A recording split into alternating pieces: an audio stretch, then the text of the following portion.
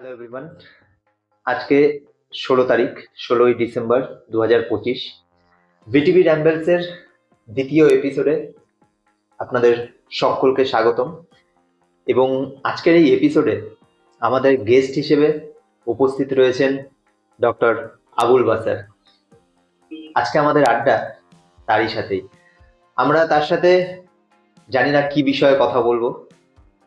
যেমনটা আপনারা জানেন, ভিটিভি র্যাম্বেলসে আমরা যে কোনো টপিক নিয়ে কথা বলতে পারি।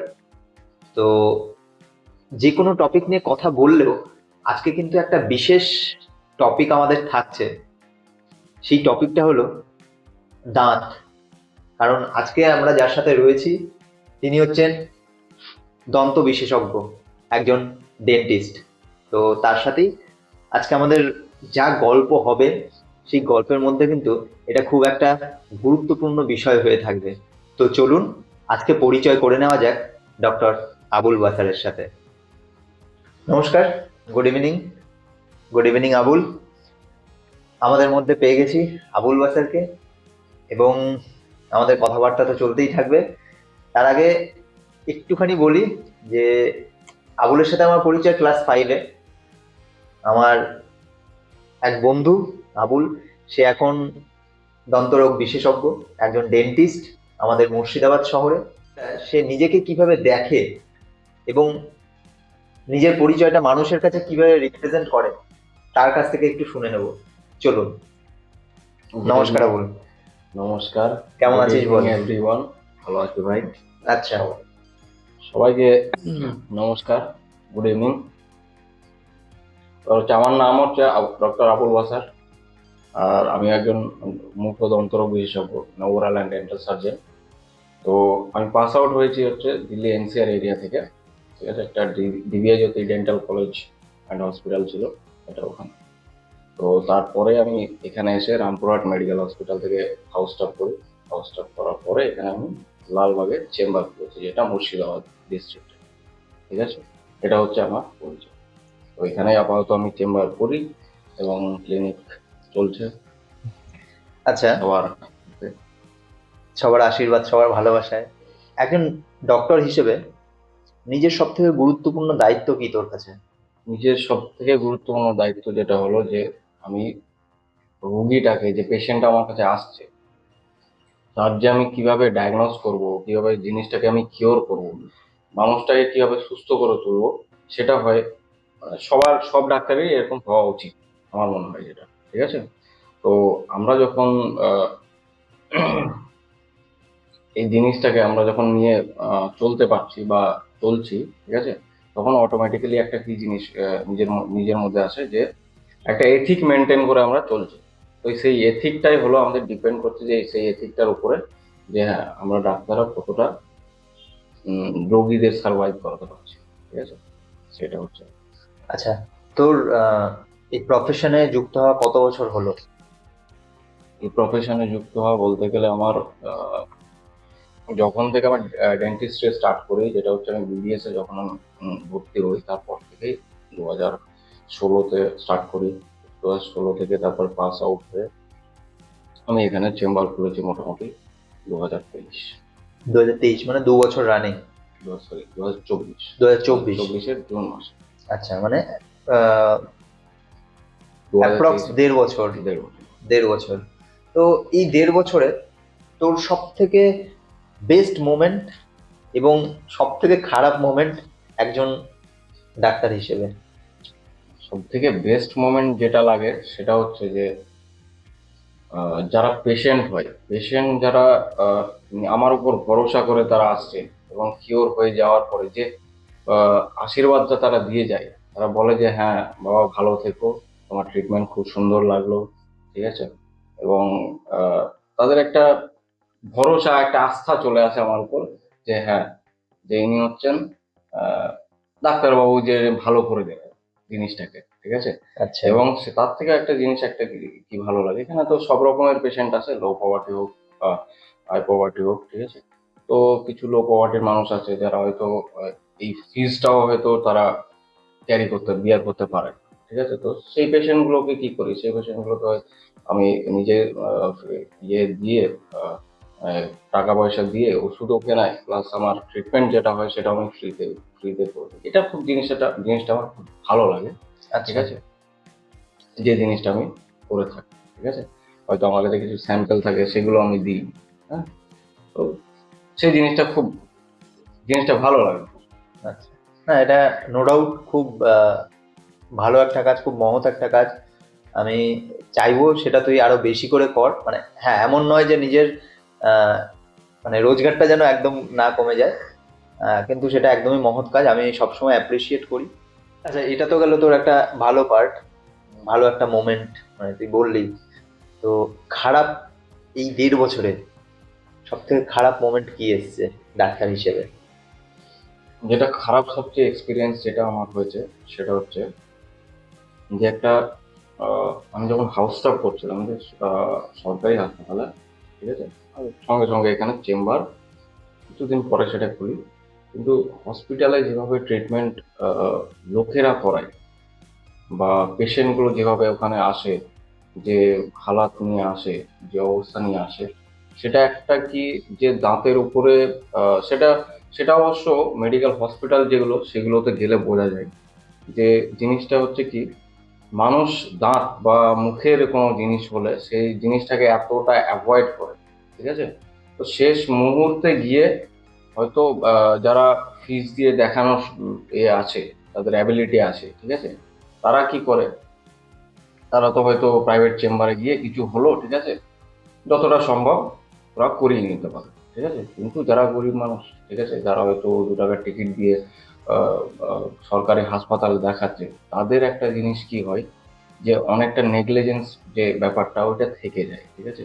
থেকে গিয়ে আচ্ছা। গিয়ে শেষ পর্যায়ে যখন একটা মানুষ এই যে নেগলেক্ট করতে করতে করতে করতে যে জিনিসটা একদম শেষ পর্যায়ে গিয়ে পৌঁছয়, কারণ এমন অবস্থা দেখেছি যে হয়তো দাঁতটা থেকে হয়তো দাঁতটা বেঁচে গিয়ে হয়তো দাঁতটা ইনফেকশন হয়েছে, সেটা সরিয়ে দিলে হয়তো আরসিটি করলে বা সেই দাঁতের উপর কোনো ট্রিটমেন্ট যে যে অবস্থা হয়েছিল আগে ইনিশিয়ালি, সেটা করলে হয়তো ঠিক হয়ে যেত। কিন্তু সেটা এমন ভাবে বেড়ে গেছে, ইনফেকশনটা বেড়ে গিয়ে হয়তো সিস্ট ফর্ম করেছে, ঠিক আছে, আচ্ছা। সিস্ট ফর্ম করে বা সেটা একটা কি করেছে, একটা বড় অ্যাবসেস তৈরি করেছে। বড় অ্যাবসেস মিন্স হচ্ছে একটা পুজের থলি একটা বড়, ঠিক আছে। আচ্ছা।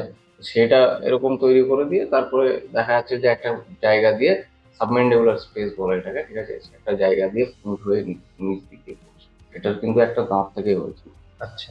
ঠিক আছে। এরকম জিনিস, ভয়ানক জিনিসও হয়ে থাকে। সেটা মেডিকেল হসপিটালে গেলে ভালো দেখা যায়, সেগুলো ভালো বোঝা যায়, ঠিক আছে।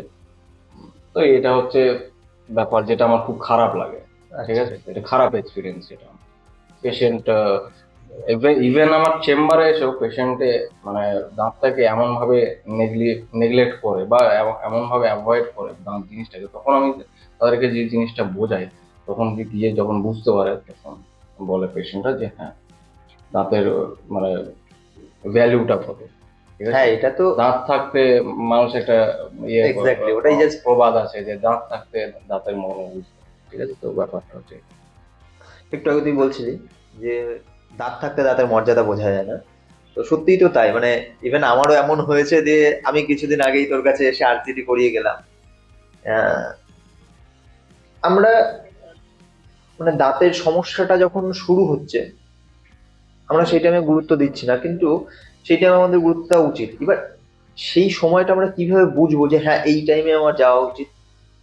আমাদের সবাইকে যেমন সবারই দাঁতের প্রবলেম থেকে থাকে, ঠিক আছে, হুম। স্বাভাবিক। 90% লোকেরই দাঁতের প্রবলেম কিছু না কিছু আছে, ঠিক আছে। ওকে। সেটা ডায়াগনোস করলে ধরা পড়বে, বুঝতে আচ্ছা। পারছিস।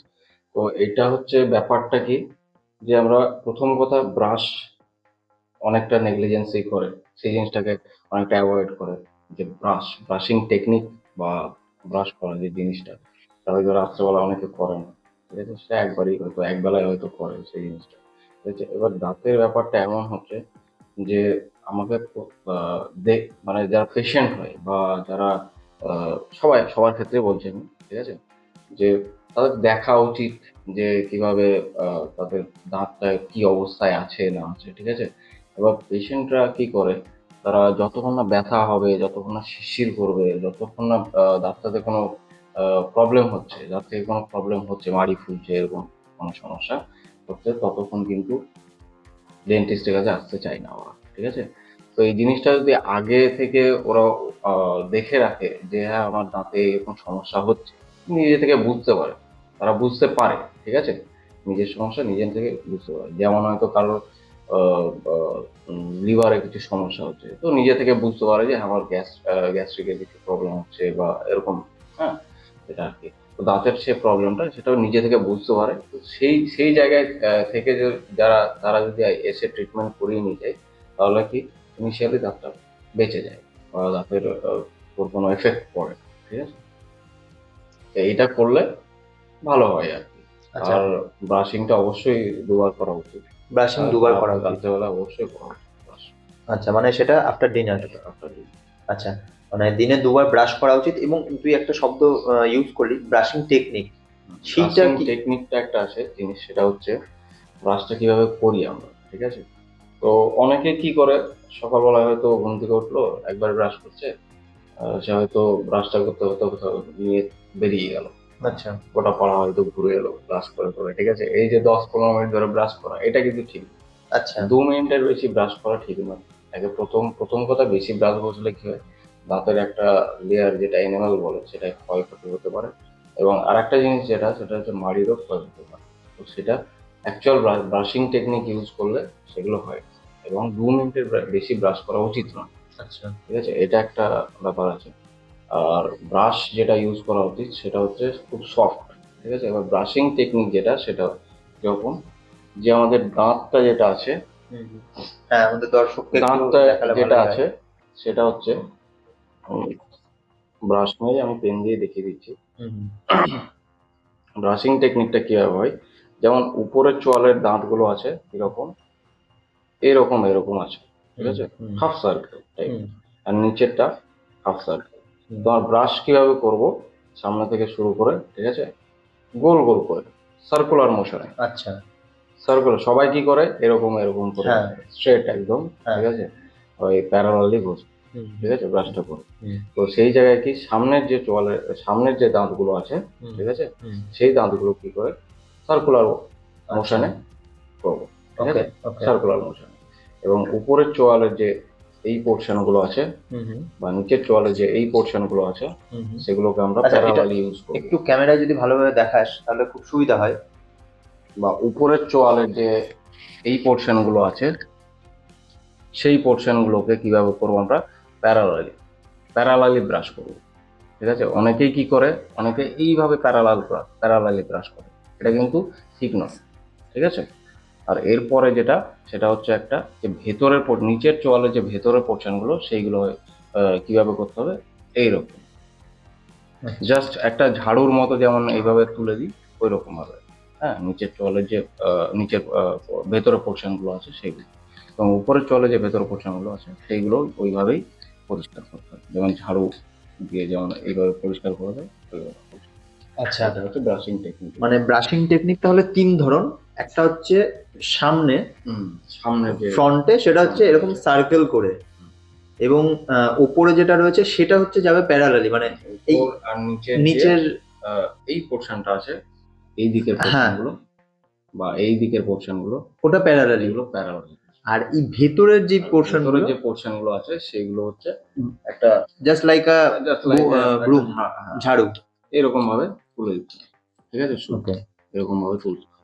আর উপরের চোয়ালে যে ভেতরের পোর্শন গুলো আছে, তালুর দিকে, এইভাবে এইভাবে এইভাবে তুলে দিতে হবে, ঠিক আছে। তাহলে কি ভালোভাবে পরিষ্কারটা হবে। আচ্ছা, এবার সবটা 32টা দাঁতই পরিষ্কার হয়ে গেল, ঠিক আছে, তাহলে কি একটা যে ব্যাকটেরিয়াল ইনফেকশনের মিনিমাম চান্স। আচ্ছা, আচ্ছা। আরেকটা জিনিস আমরা দেখি, সেটা হচ্ছে জিভ। জিভটাও কিন্তু একটা ভাইটাল বিষয়। তো সেটাও কি সবসময় ক্লিন করা দরকার, এবং সেটা ক্লিন করলে কিভাবে? ব্রাশ, ওই জিভ পরিষ্কার করার জন্য অবশ্যই একটা ইয়ে থাকে, ঠিক আছে, যেটা রিমুভার বলে।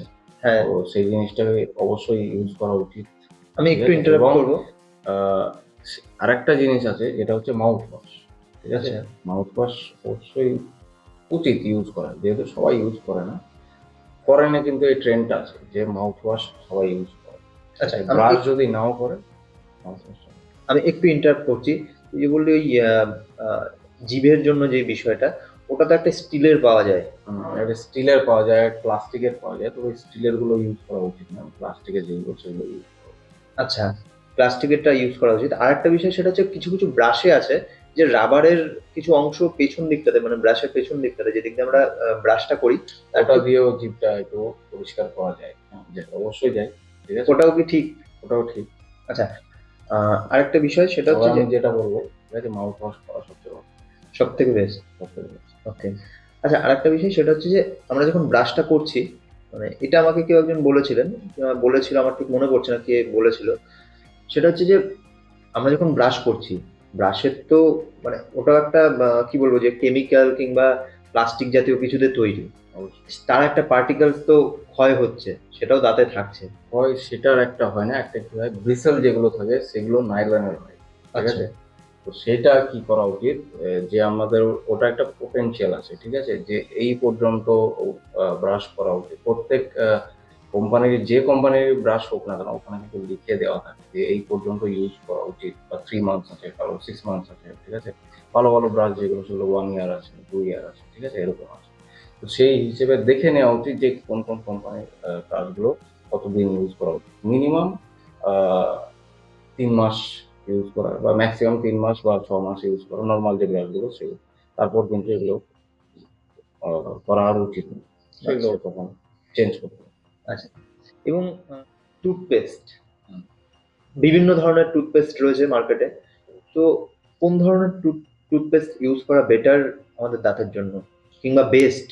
দেখ, আহ, যার হয়তো দাঁতে হয়তো কোনো প্রবলেম নেই, শিরশির করা হোক, বা অন্য কোনো কোনো দাঁতে কোনো স্পেসিফিক কোনো দাঁতে হয়তো প্রবলেম হচ্ছে, ঠিক আছে, তার জন্য আলাদা টুথপেস্ট আছে, সেগুলো আলাদা ইনগ্রিডিয়েন্টস দিয়ে তৈরি হয়। তো সেগুলো দিয়ে যেটা সমস্যা সেটা মিটে, ঠিক আছে। সমস্যা যদি না থাকে তাহলে আমি প্রিফার করি কলগেট টোটাল বলে একটা আছে টুথপেস্ট, সেটাকে প্রিফার করি, ঠিক আছে। এটার মধ্যে যেমন ক্যালসিয়াম, ঠিক আছে, বা সোডিয়াম ক্লোরাইড, যেটা আমাদের বলে লবণ, ঠিক আছে, সেগুলো থাকে, ঠিক আছে। আচ্ছা, তো ওগুলো দাঁতের ব্যাকটেরিয়া ইনফেকশন রিমুভ করার জন্য, বা দাঁতটাকে স্ট্রেংথ বানানোর জন্য কিন্তু হেল্প করে। মানে যাদের দাঁতের সমস্যা নেই। নেই। ওকে। আচ্ছা, একটা জিনিস বলে রাখি, এটা কিন্তু কোনো প্রমোশন নয়।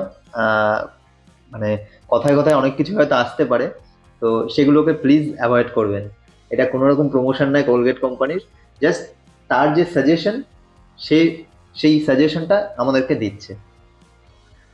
আচ্ছা, এবার আসি, আহ, মানে কিছু কিছু সময় হয় বুঝলি তো, ধর ট্রেনে যাচ্ছি কিংবা বাসে যাচ্ছি কিংবা কোথাও একটা গ্যাদারিং এ আছে, একটা সোশ্যাল গ্যাদারিং, বিয়ে কিংবা কোথাও একটা, অনেক লোকের মাঝে আছি, অনেক সময় দেখি, সেটা আমারও হতে পারে, ইভেন আমার হয়েওছে অনেক সময়, যে মুখ থেকে একটা ব্যাড স্মেল আসছে, এবং কিছু কিছু মানুষের অতিরিক্ত আসে। কথা বলতে গিয়ে কারো খুব বাজে, হ্যাঁ, গায়ে বাজে, হ্যাঁ। এরকম হয়। তো কিছু কিছু সময় আমার নিজেরই হয়েছে, মানে আমি কাউকে ছোট করছি না, যে আমার সামনে একজন মানুষ রয়েছেন, সে আমার সাথে কথা বলছে, কিন্তু তার ওই যে স্মেলটা, ওই ব্যাড স্মেলটা, ওটা আমাকে খুব ডিস্টার্ব করছে। আমি যার জন্য অনেক সময় হয়তো নাক চেপে তার সাথে কথা বলছি, মানে নাকটাকে আমি হাত দিয়ে চেপে নয়, কিন্তু আমি আমার ব্রিদিং সিস্টেমটাকে কন্ট্রোল করে। কন্ট্রোল করে তার সাথে কথা বলছি। তো এই ব্যাড স্মেলের কারণটা কি? ব্যাড স্মেলের কারণ হয়, দুটো কারণ হয়। একটা হচ্ছে, প্রথম কথা, যেটা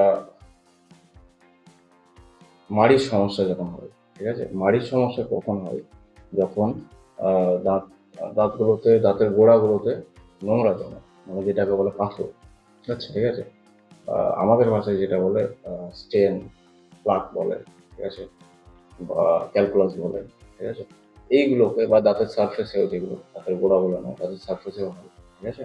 তো সেইগুলো কি করে, সেগুলো আমাদের মাড়িটাকে কিন্তু ইনফেক্টেড করে, ঠিক আছে। এবং সেটা সিভিয়ার হলে বা মডারেট হলে সেটা কি হয়, মাড়ি দিয়ে ব্লিডিং, ঠিক আছে। তো একটা মুখের মধ্যে যে জিনিসটা একদম বন্ধ হয়ে থাকে, মুখটা সবসময় বন্ধ হয়ে আসে, ঠিক আছে, আহ, আহ, সে এমনভাবে বন্ধ হয়ে থাকে, সেটা কিন্তু সবসময় ব্যাকটেরিয়া ইনফেকশন ঘোরাঘুরি করে, ঠিক আছে। এবার আমাদের যে থুতুটা আছে, স্যালাইভা যেটা বলে থুতুটা, সেটা কিন্তু প্রোটেক্ট করে, কিন্তু ব্যাড স্মেলটা তো আর যাচ্ছে না। তো সেটার জন্য কি ব্যবস্থা আছে, সেটা হচ্ছে আর আর একটা জিনিস যেটা, সেটা হলো যে কারোর কেউ হয়তো খুব জল পান কম করে, ঠিক আছে, তার মধ্যে কিন্তু ব্যাড স্মেল আসে, ঠিক আছে। জল বেশি পান করা অবশ্যই উচিত, ঠিক আছে, যতটা হয় পরিমাণ। তো এটা করার জন্য, ট্রিটমেন্টের জন্য, সেটা হচ্ছে যে স্কেলিং করানো, যেটাকে ওরাল প্রোফাইল অ্যাক্সিস বলে। মানে সব দাঁতগুলো মাড়ির ভেতর থেকে ভালোভাবে পরিষ্কার করে দিয়ে, ঠিক আছে, তারপরে কিছুদিন অ্যান্টিবায়োটিক চালাতে হবে। অ্যান্টিবায়োটিক চালিয়ে সেটা ঠিক, ঠিক আছে, হচ্ছে ব্যাড স্মেলটা। এবং কিছু মাউথ ওয়াশ, কিছু জেল দেওয়া হবে, ঠিক আছে, মাড়িতে ইউজ করার জন্য এবং দুর্গন্ধটা দূর করার জন্য, ঠিক আছে। সেটা কিছুদিন, 2 সপ্তাহ মতো মাউথ ওয়াশ ক্রিমটা চালানো, ঠিক আছে। তারপরে কিন্তু সেই ব্যাড স্মেলটা ঠিকঠাক হয়ে যায়। তো বছরে একবার করে সবাইকে স্কেলিং করানো অবশ্যই উচিত, ঠিক আছে, এটা আমি সবাইকে বলি। মর্ম হচ্ছে এটা। তারপর আচ্ছা। হচ্ছে এটা। এটা গেল স্কেলিং এর দিকটা। এই প্রসঙ্গে আরেকটা জিনিস জিজ্ঞেস করি, মানে মধ্যবিত্ত কিংবা নিম্ন মধ্যবিত্ত যারা, তাদের পক্ষে তো আর সবসময় সম্ভব হয় না, মানে একটা জিনিস যেটা কি রুটিন চেক আপ যেটাকে করায়। এবং তুই একটু আগে তোর সাথে কথা হচ্ছিল যে দাঁতের সমস্যা শুরুতেই আসা উচিত। এবার আহ, এই যে যে রুটিন চেক আপটা, সেইটা মোটামুটি কিরকম হওয়া উচিত, এবং মধ্যবিত্ত কিংবা নিম্ন মধ্যবিত্তরা কিভাবে সেটাকে ট্যাকেল করবে? যারা একটু হয়তো নিম্ন মধ্যবিত্ত বা মধ্যবিত্ত মিডল ক্লাস বা লো পভার্টির একটু আসে, ঠিক আছে, তারা যদি রুটিন চেক আপ করাতে হয় তাহলে হয়তো 6 মাস পর পর, হ্যাঁ, আচ্ছা। মেডিকেল হসপিটাল যেগুলোতে আছে, এমনি সাব ডিভিশন হসপিটাল বা রুরাল হসপিটাল, এগুলো তো বলছি আমি, যেগুলোতে ডেন্টিস্টের ইয়ে বা ডেন্টিস্ট্রি ডিপার্টমেন্টের ইয়েটা খুব কম আছে। তো মেডিকেল হসপিটাল যেগুলোতে, সেগুলোতে একবার করে দেখানো উচিত 6 মাস পর, ঠিক আচ্ছা। আছে, যেটা আর কি রুটিন চেক আপ। যে এমন তো নয় গিয়ে বলবো যে কি সমস্যা আছে, সমস্যার জন্য এসছো বা এরকম কোনো কিছু না। তারা তো অবশ্যই দেখবে, দেখে এবং যদি আহ, সেখানে সম্ভব স্কেলিং করার যদি প্রয়োজন হয় বা কোনো দাঁতের ট্রিটমেন্ট করার প্রয়োজন হয়, সেখান থেকে কিন্তু ফ্রিতে করে দিচ্ছে। আচ্ছা। আচ্ছা। এটা অবশ্যই করা উচিত। 6 মাস পর পর একবার করে রুটিন চেক আপ এগুলো তো করতে পারে। মানে এটা নিম্ন তাহলে, মধ্যবিত্ত বা মধ্যবিত্ত, এটা মানে এটা সবার জন্যই, সবার যে 6 মাস পর পর একটা routine check up routine check up এবং 1 বছর পর পর স্কেলিং। আচ্ছা। এবং আরেকটা জিনিস যেটা, দাঁতের লংজিভিটিটা বাড়বে। আচ্ছা, আরেকটা জিনিস সেটা হচ্ছে জলের বিষয়টা বলছিলিস। আমরা নর্মালি জানি যে একজন প্রাপ্তবয়স্ক মানুষের মোটামুটি 3-4 লিটার জল খাওয়া উচিত। তো সেটা কি 3-4 লিটার, না তার থেকে বেশি কিংবা কম? 3-4 লিটার খেলে কি আমাদের ইউরিনেশনের উপর ডিপেন্ড করে, ঠিক আছে, যে ইউরিনেশন আমাকে 1 থেকে 1.5 লিটার আমাদের ইউরিনেশন, ঠিক আছে, সারাদিন 24 আওয়ার। আচ্ছা। সেই জায়গায় আমাকে 3-4 লিটার খেতে হবে, ঠিক আচ্ছা। আছে। এটা এবার কেন বললাম যে জল পান কম করলে যে ইয়ে হয়, ঠিক আছে, ডিজিজটা, তো ওটা কেন হয়, কারণ হচ্ছে যে জল পান না কম করলে মুখটা শুকিয়ে যায়। আচ্ছা। ঠিক আছে, মুখটা কিন্তু শুকিয়ে যায়, সালাইভার পরিমাণটা কম হয় তখন। হুম। সালাইভার মানে যেটা লালাকরণ যেটা বলছে, হ্যাঁ। লালাকরণটা কিন্তু কম হয়। তো সেই জায়গায় লালাকরণ কম হলে কিন্তু ব্যাকটেরিয়া ইনফেকশনটা কম বাড়ে, ঠিক আছে। আচ্ছা। তো সেই হিসেবে কিন্তু বলে যে ব্যাকটেরিয়া ইনফেকশনটা বাড়লে তখন একটা দাঁতের একটা ক্ষয়ক্ষতি হবে, ঠিক আছে। তো সেই জায়গায় ব্যাটসম্যান আছে, ঠিক আছে। আচ্ছা। আচ্ছা, দাঁত নিয়ে তো অনেক কথাই শুনলাম। আহ, এবার একটু তোর পার্সোনাল বিষয়ে আসা যাক।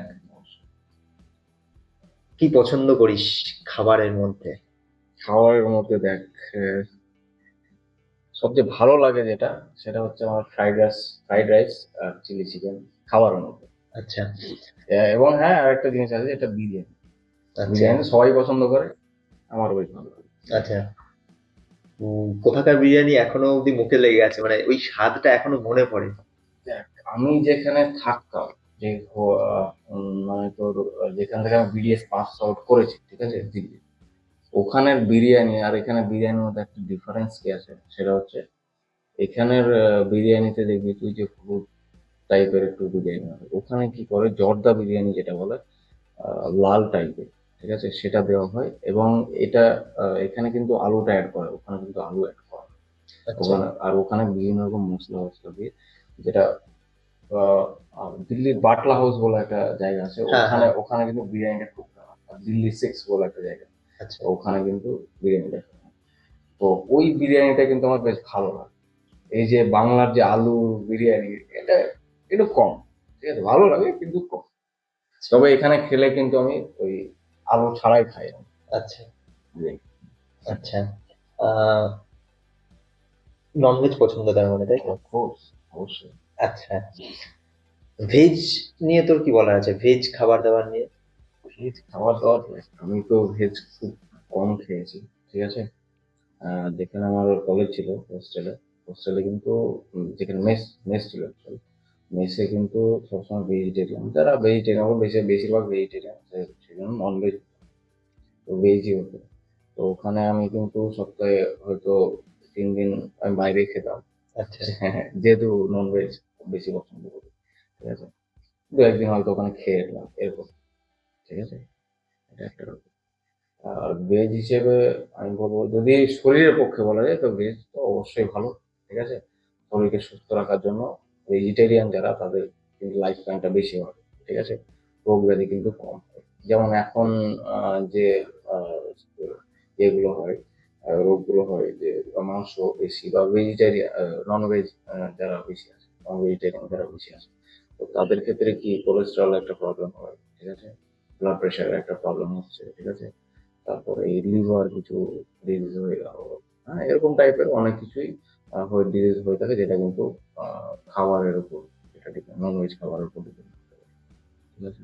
আচ্ছা। সেদিক থেকে তো অবশ্যই ভেজ আমি মানে ভেজের হয়তো কিছু প্রসঙ্গ আসবে, কারণ তুই জানিস অলরেডি যে আমি ভেজিটেরিয়ান, তো সেই জন্যই, এবং সেই সূত্রেই আমার চ্যানেলের নাম ভেজিটেরিয়ান বাবু, ওই মিলিয়ে মিশিয়ে আর কি।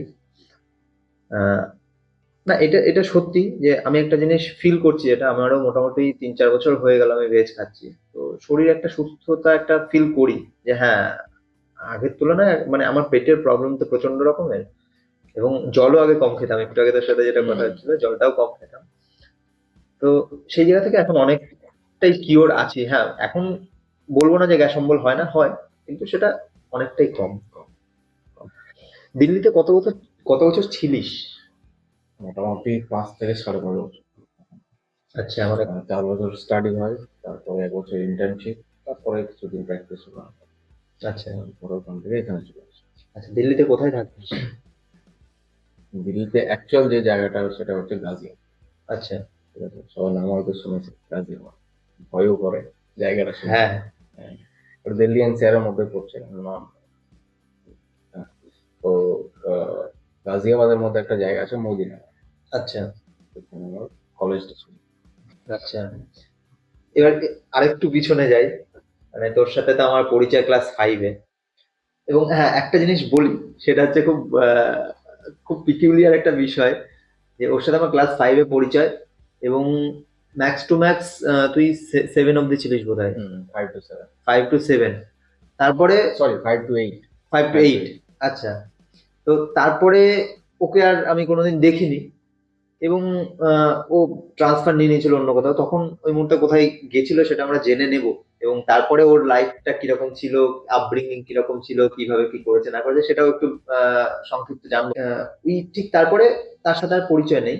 এবং একদিন হঠাৎ করে আমার এক বন্ধুর বোনের বিয়েতে আহ, সে গেছে, আমি তো আমার মনেও নেই আবুলের কথা, এবং গিয়ে আহ, হঠাৎ করে আমাকে এসে বলছে, কি রে, চিনতে পারছিস? আমি ওর মুখের দিকে তাকিয়ে আছি, তাকিয়ে থেকে বলছি, না, চিনতে পারলাম না।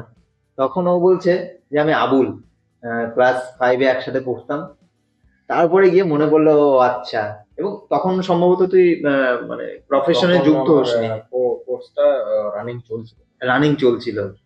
তো এটা ওর সাথে একটা পেকুলিয়ার ঘটনা। এবং তারপরে আস্তে আস্তে আমাদের যোগাযোগ হয়েছে, মাঝে মধ্যে দেখা হয়েছে, তখন ও আবার শহরে ফিরে এসেছে, এবং তারপরে মাঝে মধ্যে দেখা হতো। তো তারপরে এখন এসে সে এখন একজন আমাদের শহরে প্রতিষ্ঠিত ডাক্তার। আহ, আপনারা জানলেনই, শুনলেন। এবার আমি আবুলের কাছ থেকে একটু শুনে নেব যে ওই ক্লাস 7-8-এর পরের থেকে টিল নাও জার্নিটা যদি একটু এলাবোরেট করিস। ক্লাস 7 পর্যন্ত তো আমি ওখানে ছিলাম।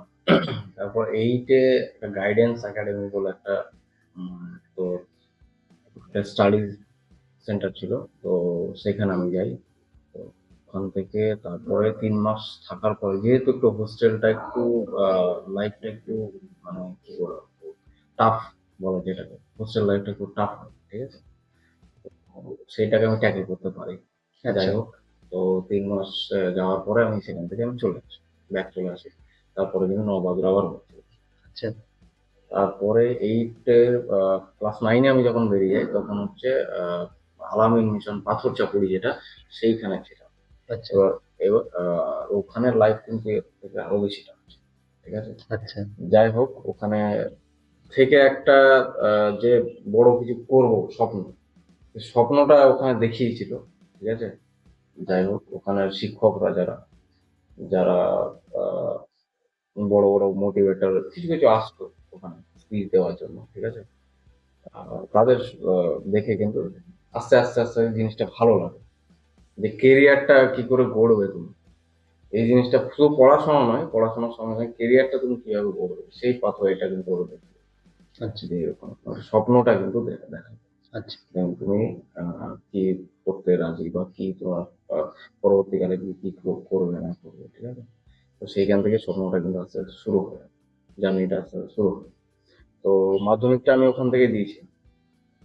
তারপরে আমি কিন্তু ওখান থেকে ট্রান্সফার নিয়ে চলে যাই, আমি হচ্ছে জিডি স্টাডি সার্কেল বলে একটা স্টাডি সার্কেল আছে, সেটা হচ্ছে কলকাতা রিপন স্ট্রিটের ওখানে। আচ্ছা তো ওখানে ক্লাস 11-12টা উচ্চ মাধ্যমিকটা আমি ওখানে দিই, চেষ্টা ওখানে দিই। তারপরে কিন্তু আমার জার্নি স্টার্ট হয় যে নেট দিয়ে, তো দিল্লি দিল্লি এনসিআর থেকে তখন আমি চলে যাই বিডিএস করার, ব্যাচেলর অফ ডেন্টাল সার্জারি, আচ্ছা ঠিক আছে। এইটা হচ্ছে শর্ট জার্নি। আচ্ছা আচ্ছা উম, এই যে তুই দিল্লিতে বেশ কিছু বছর ছিলিস এবং তার আগে এখানেও ছিলিস, কলকাতায় ছিলিস এবং পাথর চাপুরি বললি তাই তো? সেটা কোথায়? পাথর চাপড়টা হচ্ছে বীরভূম। বীরভূম। এবং এখন আবার এসে নিজের আবার এই হোম টাউন। তো এই যে যে জার্নিটা করেছিস, এই জার্নির মধ্যে আহ, আমি মেনলি তিনটে জায়গার নামই ধরছি: দিল্লি, কলকাতা আর নিজের হোম টাউন। কোন জায়গাটা মিস করিস, কিংবা যদি মুর্শিদাবাদ মুর্শিদাবাদ মিস করার তো কোনো অবকাশ নেই, কারণ মুর্শিদাবাদেই থাকছিস। তো এই তিনটের মধ্যে কোন, যদি তোকে র্যাঙ্কিং করতে বলা হয়, কোন বিষয় কোন শহরটাকে তুই 1 2 3 করবি?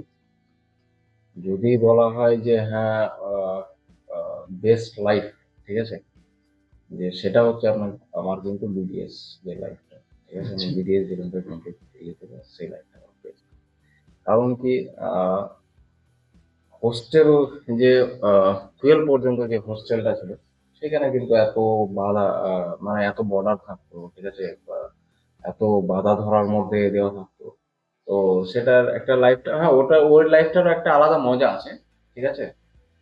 সবকিছুর একটা আলাদা স্পেসিফিক কিন্তু মজা থাকে, তুমি যেখানে যাও না কেন, ঠিক আছে, সে ছোট হোক বা বড় হোক বা টাফ জিনিস হোক, ঠিক আছে, সেটা কিন্তু আলাদা একটা মজা থাকে।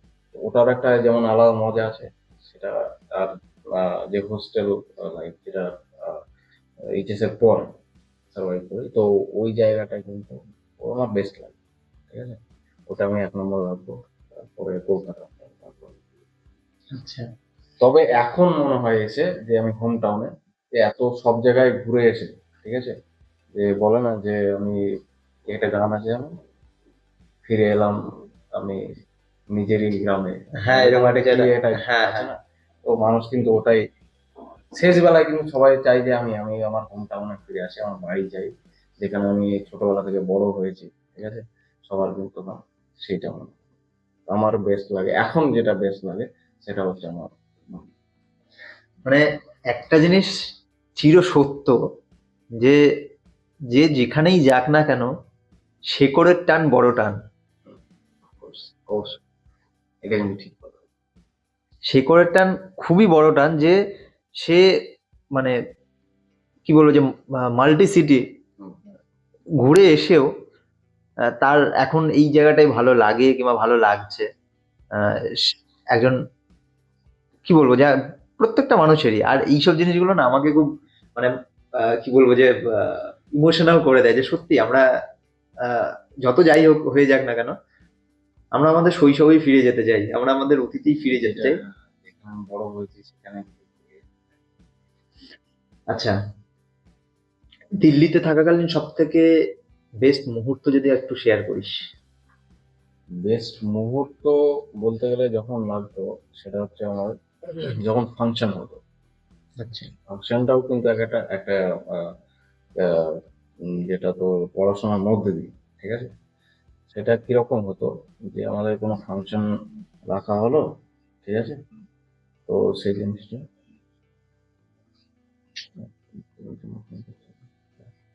তো সেই ফাংশন গুলোর মধ্যে মধ্যে দিয়ে একটা কি যে ড্রামাটিক ব্যাপার হতো, একটা ড্রামাটিক একটা ইয়ে করে রোল প্লে করে যে দেখাতাম যে মানুষকে যে হ্যাঁ দাঁতের ইম্পর্টেন্স বা মুখের যে জিনিসগুলো আছে সেগুলোর ইম্পর্টেন্স কতটা।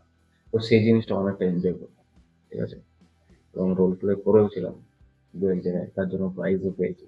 এটা যখন আমরা একটা ছোট্ট বিরতি নিয়ে নিলাম এবং সেই বিরতিতে আমরা আবার 1 কাপ করে চা নিয়ে নিলাম। আমাদের আড্ডা চলতে থাকবে এবং আমাদের যে কথা হচ্ছিল, আমরা শুনছিলাম যে আবুলের দিল্লি থাকাকালীন তার প্রিয় মুহূর্তের মধ্যে রোল প্লে করা, অভিনয় করা, সেটা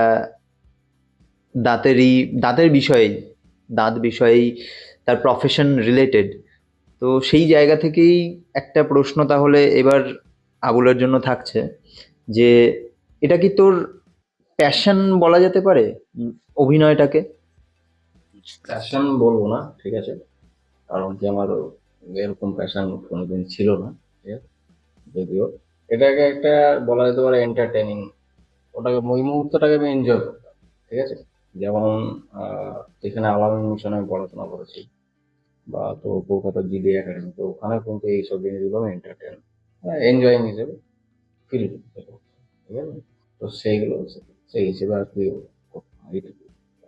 আচ্ছা। এছাড়া কিছু না। আচ্ছা, একটু আগে আর একটা কথা আমাদের হচ্ছিল যে দিল্লির যে বিরিয়ানি, সেটা তোর খুব ফেভারিট।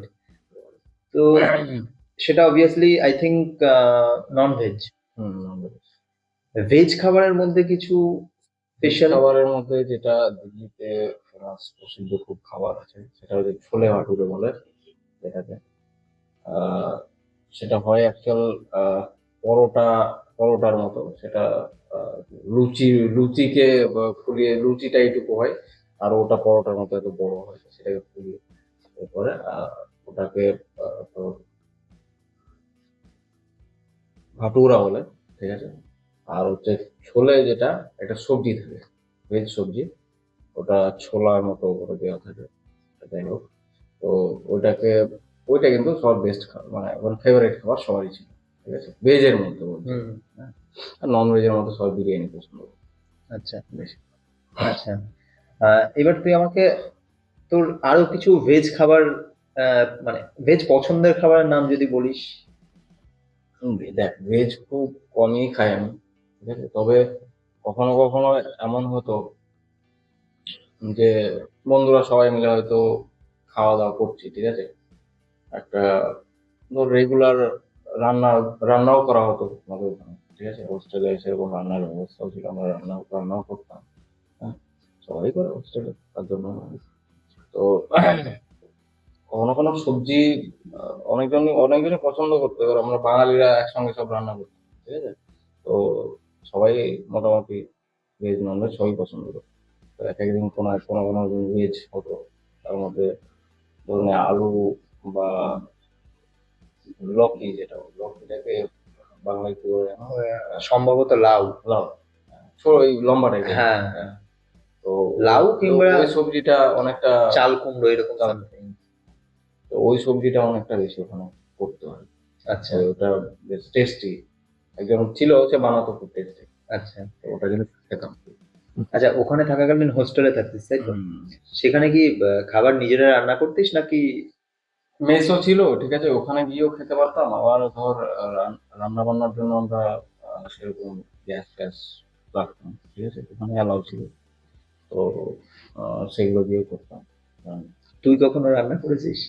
ভাই আমি রান্না করেছি, তো আচ্ছা। রান্না বলতে গেলে দেখ চিকেন টিকেন এগুলো কিন্তু আমি জানি, আচ্ছা। বা এবার কুকারে বেশিরভাগ আমরা কুকারে অত টাইম ধরে অনেকটা রান্না করা খুবই, ঠিক আছে, এই জন্য কুকারে বেশিরভাগ ভাতটা করে দিলাম আমি, ঠিক আছে, ভাত রান্নাও জানি বা সবজি করে নিতে পারবো, এতটুকু যে মানে হ্যাঁ খাবার যোগ্য, আচ্ছা ঠিক আছে, এতটুকু যে খাবার যোগ্য আচ্ছা করে নিতে পারবো, আচ্ছা করেছি অবশ্য।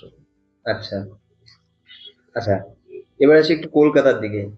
কলকাতায় থাকাকালীন সব থেকে প্রিয় মুহূর্ত এবং প্রিয় খাবার, কলকাতার বেস্ট। কলকাতার বেস্ট খাবার লাগতো সেই সময়, ফেমাস ছিল হচ্ছে আরসালান, আরসালানের বিরিয়ানি, ঠিক আছে, এটা সবাই প্রায় কলকাতার সবাই খেতে যায় আর কি, আরসালানের বিরিয়ানি, যাই হোক। তো তখন সেই সময় কিন্তু সবাই একটাই জিনিস ফেমাস ছিল, সেটা হচ্ছে আরসালান। তো আরসালানের বিরিয়ানিটা আমার খাবারের মধ্যে ফেভারিট, ঠিক আছে। আর ওখানে সেরকম মোমেন্ট বলতে গেলে হ্যাঁ একটা জিনিস হতো, যেটা হচ্ছে আমাদের হোস্টেল থেকে ওখানে বেরোতে দিত সপ্তাহে 2 দিন, ঠিক আছে। তো সেটা খেলার জন্য শুধু, ব্রিগেডে গিয়ে, যেটা তো হচ্ছে আহ, উম, ময়দান বলে যেটাকে, তো ভিক্টোরিয়ার সামনে যেটা, তো ওখানে গিয়ে খেলা হতো সপ্তাহে 2 দিন। তো সবাই ওই মোমেন্টটার জন্য ওয়েট করতো যে হ্যাঁ কখন যাবো কখন বেরোবো, যেহেতু একটা গন্ডির মধ্যে থাকি, ঠিক আছে, বেরোনো মানে একটা আলাদা খুশির ব্যাপার, তার উপর খেলতে যাবো, তখন ফুটবল খেলতাম, ফুটবলটা না খুব ভালো, ভালো লাগতো, ঠিক আছে, আচ্ছা, ঠিক আছে। তো সে খেলার জন্য যেতাম, সেই মোমেন্টটা কিন্তু বেশ ভালো লাগে, ঠিক আছে। মানে ফুটবলের প্রতি তার মানে একটা ফুটবল নেশা আছেই। আছে অবশ্যই, বলবো না যে নেশা নেই, ছোটবেলা থেকে ফুটবলের প্রতি, তবে এখন আর সেরকম প্রফেশনাল লাইফে যখন থেকে চলে এসেছে তখন আর হয়ে উঠতে পারে না। ফুটবলটা আমি ছোটবেলা থেকেই, তার জন্য ক্লাস 5-6 থেকে আমি, নববাদুরে নয় তবে আমার গ্রামে, আমি তো গ্রামের ছেলে, ঠিক আছে, তো গ্রামে যেমন খেলা হয় ফুটবল, ঠিক আছে, বা ওখানে তো ম্যাচও হতো, হ্যাঁ, বাইরে বাইরে থেকে ম্যাচ হতো, তো সেগুলোতেও আমি খেলতাম। আচ্ছা তো ওখান থেকে খেলাটা আস্তে আস্তে হয়। তারপরে তো বাইরে গেলেও সেখানে আমি কিন্তু ফুটবলটা খেলাটা ছাড়ি, ঠিক আছে, কিন্তু এখন প্রফেশনাল লাইফে এটা আস্তে সবকিছু আস্তে দূরে আস্তে আস্তে সরেই যায়। দূরে সরে যায়। আচ্ছা, তোর বেড়ে ওঠা গ্রামে, আমিও অবভিয়াসলি গ্রামেই বেড়ে উঠেছি। তোর বেড়ে ওঠার গল্পটা তুই যদি একটু শেয়ার করিস। বেড়ে ওঠার গল্প বলতে গেলে আবার যখন আমি মানে ছোটবেলা থেকে আমি একটু চঞ্চল ছিলাম, ঠিক আছে, যে সকালে যখন বের হতাম, হয়তো সকালে টিউশন থাকতো, ঠিক আছে, টিউশনটা করে হয়তো আমি বেরিয়ে গেলাম ওই সকাল 8টার সময়, আর স্কুল আছে কিন্তু হয়তো 10টা সময় আমাকে স্কুলে এক্সাক্ট যেতে হবে, ঠিক আছে, তখন প্রাইমারি স্কুলে পড়তাম, গ্রামের স্কুলে। তো তখন ওই 8টার সময় টিউশনটা করে হয় বেরিয়ে পড়লাম, কেউ জানে না যে আমি গেছি, কোথায় গেছি না গেছি, ঠিক আছে, কিন্তু সেই স্কুলের সময় যখন হয়ে আসতো, তখনই ঠিক আমাকে বাবা কিন্তু ধরে নিয়ে আসতো। যেখান থেকে হোক খুঁজে পেয়ে যেত, ধরে নিয়ে আসতো। ধরে নিয়ে এসে সেই তারপর যাবতীয় রেডি ফেডি হয়ে তারপরে স্কুল যেতাম, ঠিক আছে। তবে শৈশবটা একটু কি বলবো, একটু চঞ্চলই ছিলাম খুব ছোটবেলায়, ঠিক আছে, বাচ্চা হলে। তো তারপরে আস্তে আস্তে যখন আমি নব প্রাইমারি স্কুল থেকে যখন হাই স্কুলে শিফট করি, নববাদে, ঠিক আছে, তখন প্রথম যাই, তখন কিন্তু আস্তে আস্তে ওই জিনিসটা, চঞ্চলতা যে জিনিসটা, সেটা তো একটু পড়ার দিকে ঝুঁকে যায়, ঠিক আছে। আর তখন আস্তে আস্তে আস্তে হয়ে ওঠে কেরিয়ারের ব্যাপার। না, তবে এইখানে একটা জিনিস আমি একটু বলি, যে আমার একটা ঘটনা মনে পড়ছে এই মুহূর্তে।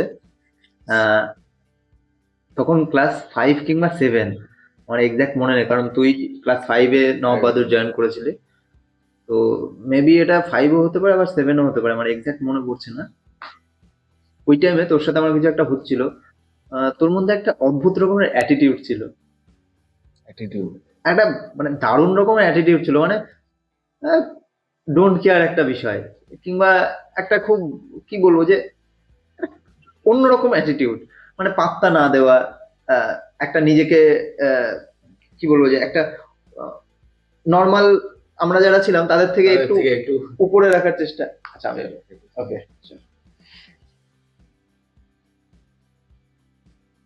তো সেটা একটা একটা অ্যাটিটিউড আমি দেখেছিলাম, আমার এখনো মনে আছে ওটা। তো তারপরে যখন আহ, একটু আগে বলছিলাম যে ওর সাথে আমার প্রথম যখন আলাপ হয়, মানে স্কুল ছেড়ে দেওয়ার পর ও যখন আবার এইখানে আসে আমার এক বন্ধুর বোনের বিয়েতে, ওর সাথে আবার আলাপ হয় এবং আমি ওকে চিনতে পারিনি বেসিক্যালি। তো তারপর আমি যেই আবুলকে দেখেছি, সেই আবুল পুরোপুরি আলাদা। এবং আজকে তো মানে হিউজ চেঞ্জেস এসছে। সেটা আপনারাও আশা করি বুঝতেই পারছেন যে একজন আহ, আহ, জ্ঞানী মানুষ কিংবা একজন পড়াশোনা শিক্ষিত মানুষ যেরকম মার্জিত হন, আহ, বুঝে শুনে কথা বলা, পরিমিত কথা বলা, সেই একটা মানে ছায়া তার মধ্যে রয়েছে। তো এই জিনিসটা আমার মনে আছে, ঠিক আছে। এই জিনিসটা এরকম বলবো আমি, ঠিক আছে। সেটা হচ্ছে যেটা বললি, সেটা ছোটবেলায় আমরা ছিলাম, ঠিক আছে, অত বুঝতামও না, তুই হয়তো সেই জিনিসটা বুঝতে পারিস। হ্যাঁ। ওইটা আমার একটা ফোবিয়া ছিল, ঠিক আচ্ছা আছে। ফোবিয়াটা কিরকম, যে আমি গ্রামের ছেলে, ঠিক আছে, সেখানে গেছি। আচ্ছা। এবার সবাই এখানে শহরের বেশিরভাগ পড়াশোনা করে, ঠিক আছে। তো তাদের থেকে একটু দূরত্ব কেন বজায় রাখতাম, কারণ হচ্ছে আমার নিজের একটা ভয় হতো, যে আচ্ছা। ভয় করতো একটা, যে নিজের মধ্যে একটা হয় না, যে তারা কিভাবে মিশবে আমার সঙ্গে না মিশবে না, ঠিক আছে। এই জন্য একটু দূরে দূরে দূরে দূরে সেই জন্য থাকতো। এটা যে আচ্ছা, কারণটা হচ্ছে এইটা, তখন হয়তো ছোটবেলায় সবাই অন্যটা ভাবতো, তখন সেই বুদ্ধিটা মাথায় আসেনি। এই ক্ষেত্রে আবার আমার বিষয়টা আলাদা, আমি আবার আমারও ভয় লাগতো। আমি কিন্তু মিশতাম খুব খুব মানে স্পেসিফিক। স্পেসিফিক কিছু কিছু জনের সঙ্গে হ্যাঁ মিশতাম। হ্যাঁ। স্পেসিফিক কিছু জনের সঙ্গে মিশতাম। তো তো ওই আস্তে আস্তে আস্তে আর কি। সেটা তো বয়সের সাথে সাথে চেঞ্জেস হয়, মানে ইভেন আমারও যেটা বলছিলাম, আমার মনের মধ্যেও না একটা ভয় কাজ করতো যে কে কিভাবে মিশবে না মিশবে। ইভেন যেটা এখনো কোথাও গিয়ে একটু কাজ করে, করে না বলবো হ্যাঁ, না, অবশ্যই করে। এখনো করে। তো আমি কি করি, আমি চুপচাপ হয়ে যাই, মানে আমি পুরো চুপ সাইলেন্ট। আমি মানে না দুটো বেশি কথা বলবো না দুটো কম কথা বলবো, একেবারে নর্মাল। তো এইটা একটা হয়। তো তারপরের ঘটনা যদি একটু বলিস। তারপরের ঘটনা বলতে গেলে স্কুলের মধ্যে, নববাদের মধ্যে আফটার স্কুল, স্কুলের ভেতরে। হ্যাঁ, ভালো কথা। এনবিআই এর সব থেকে বেস্ট মোমেন্ট। ইন্ডিয়ার সব থেকে বেস্ট মোমেন্ট বলতে গেলে আমি বলবো অনেকগুলো আছে। যেমন আমি একটা স্পোর্টস এর প্রাইজ একটা জিতেছিলাম, ঠিক আছে। আচ্ছা। ওই জায়গায় আমার খুব ভালো লেগেছিল, ঠিক আছে। যে সেদিন মনে হয় তোর ডিএম এসছিল কি যাই হোক, এসডিও টাইপের কেউ এসছিল, আর ওনার হাত দিয়ে প্রাইজটা কিন্তু দেওয়া হয়। সেটা আমি খুব খুশি ছিলাম, ঠিক আছে। সেটা ছিল রানিং এ। রানিং আচ্ছা। এ আমি সেকেন্ড প্রাইজ পেয়েছিলাম। এইসব মুহূর্ত গুলো একটু মনে আসে। তারপরে হ্যাঁ, অবশ্যই সেই ক্লাসরুম গুলো অবশ্যই মনে আসে, ঠিক আছে। যে ফাইভে আমাদের কোন ক্লাস ছিল, ঠিক আছে, সিক্সে কোন ক্লাসে গেছিলাম, কোন দিকটা ক্লাসরুমটা ছিল, ঠিক আছে। জিনিসগুলো এখনো মনে পড়লে খুব ভালো লাগে, ঠিক আছে। এসব জিনিসগুলো একটা মেমোরি হয়ে থেকে গেছে। তো অনেক জিনিসই আছে যেগুলো এনজয় করেছি। যেমন একটা ব্রেক হওয়ার সময় এমন ভাবে সবাই ভিড় করে বাইরে এসে দাঁড়িয়ে থাকতো, আর ওখানে ওই কালাদা ছিল তোর আহ, ফুচকা বিক্রি করতো, তাই ফুচকা না। বিক্রি করতো। ফুচকা আর চুরমুর ছিল মনে চুরমুর। হয়, হ্যাঁ। আর কামরাঙা একজন বিক্রি করতো হ্যাঁ, ওই কাকুকে আমাদের এখন কাছে। আর দেখি না, অনেক বছর হয়ে গেল। তারপরে এখানে বিক্রি করে, তো এইখানে এখন থাকে না? কলেজের সামনে বিক্রি করে। আচ্ছা আচ্ছা আচ্ছা। তারপর এই সামনে এখানে মাঝে মাঝে দেখতে পাই ওটা। তো ওইসব জিনিসগুলো একটু মিস করি, ওই ছোটবেলায় একটা, হ্যাঁ, তো বড় হয়ে গেছে এখন সেসব গুলো। মানে এখন এই আর যেটা কি। হয়, এখন স্কুল স্টুডেন্টদের দেখলে আমাদেরই মনটা হ্যাঁ, খারাপ হয়ে এখন যায়, ইমোশনাল জেনারেশন হয়ে চেঞ্জ যায়। হয়ে গেছে, ঠিক আছে। যেটা বলবো আর কি, জেনারেশন এখন চেঞ্জ হয়ে গেছে। এখন একটা আলাদা ইয়ে ছিল, ঠিক আছে।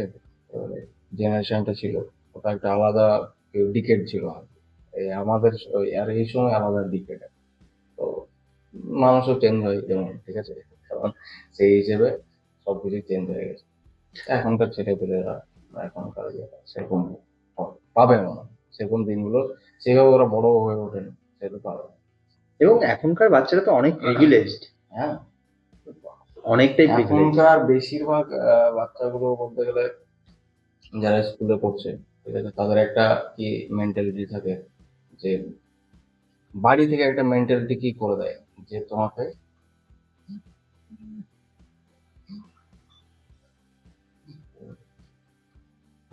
একটা কি মেন্টালিটি থাকে যে ওকে একটা আবদ্ধ করে রাখবো, ঠিক আছে, এইরকম একটা ব্যাপার থাকে, ঠিক আছে, যেটা কিন্তু ছোটবেলায় আমাদের ছিল, ঠিক আছে। কোনো কোনো রেস্ট্রিকশন, খেলতে যাবি যা, ঠিক আছে, কোনো কিন্তু পড়াশোনাটা কর, ঠিক আছে। এখনকার এমন হয় বা আবদ্ধ করে দিচ্ছে, কিন্তু ছেলেগুলোই নিজে নিজে কিন্তু এমন হয়ে যাচ্ছে যে কি বলবো, বেশি বদ্ধ থাকলে কিন্তু তারাই দেখবি পরে গিয়ে বেশি একটু একটু মানে কি অন্যরকম বলবো, হয়ে যায়। অন্যরকম টাইপের হয়, ঠিক আছে, অন্য টাইপের হয়। তো সেরকম টাইপের এখন ছেলে পেলে হয়ে গেছে। আর এখন হাতে মোবাইলের যুগ আছে, একদম। হাতে মোবাইল চলে এসেছে।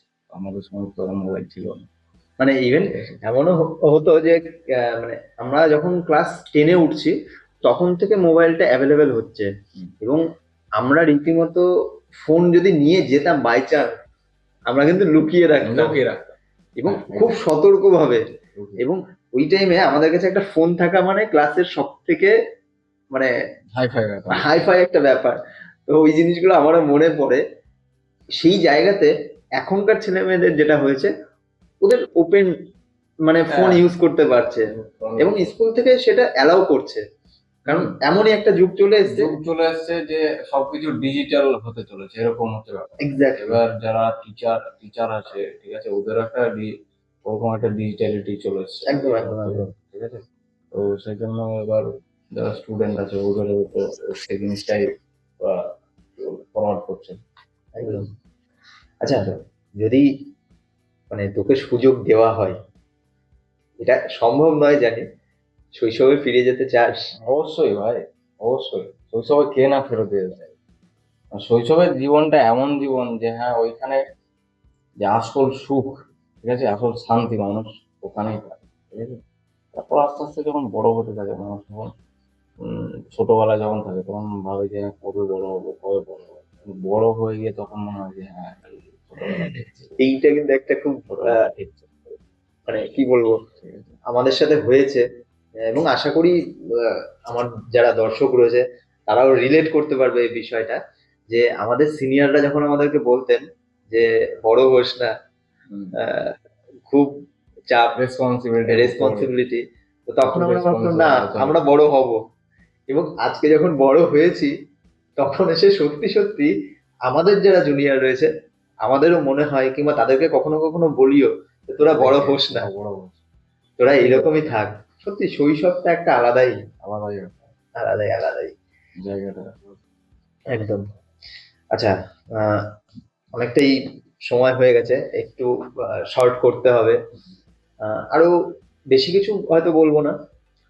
একটু তোর ঘোরাফেরার বিষয়টা নিয়ে, মানে আমার চ্যানেলটা যেহেতু খাওয়া দাওয়া ঘোরাফেরার ওপর বেস করে আমার কন্টেন্ট ক্রিয়েশন শুরু, এবং সেই মোটিভ থেকেই করা, তো সেখানে এটা একটা কি বলবো যে অ্যাডেড ইনগ্রিডিয়েন্ট আমার এই যে যে সিরিজটা।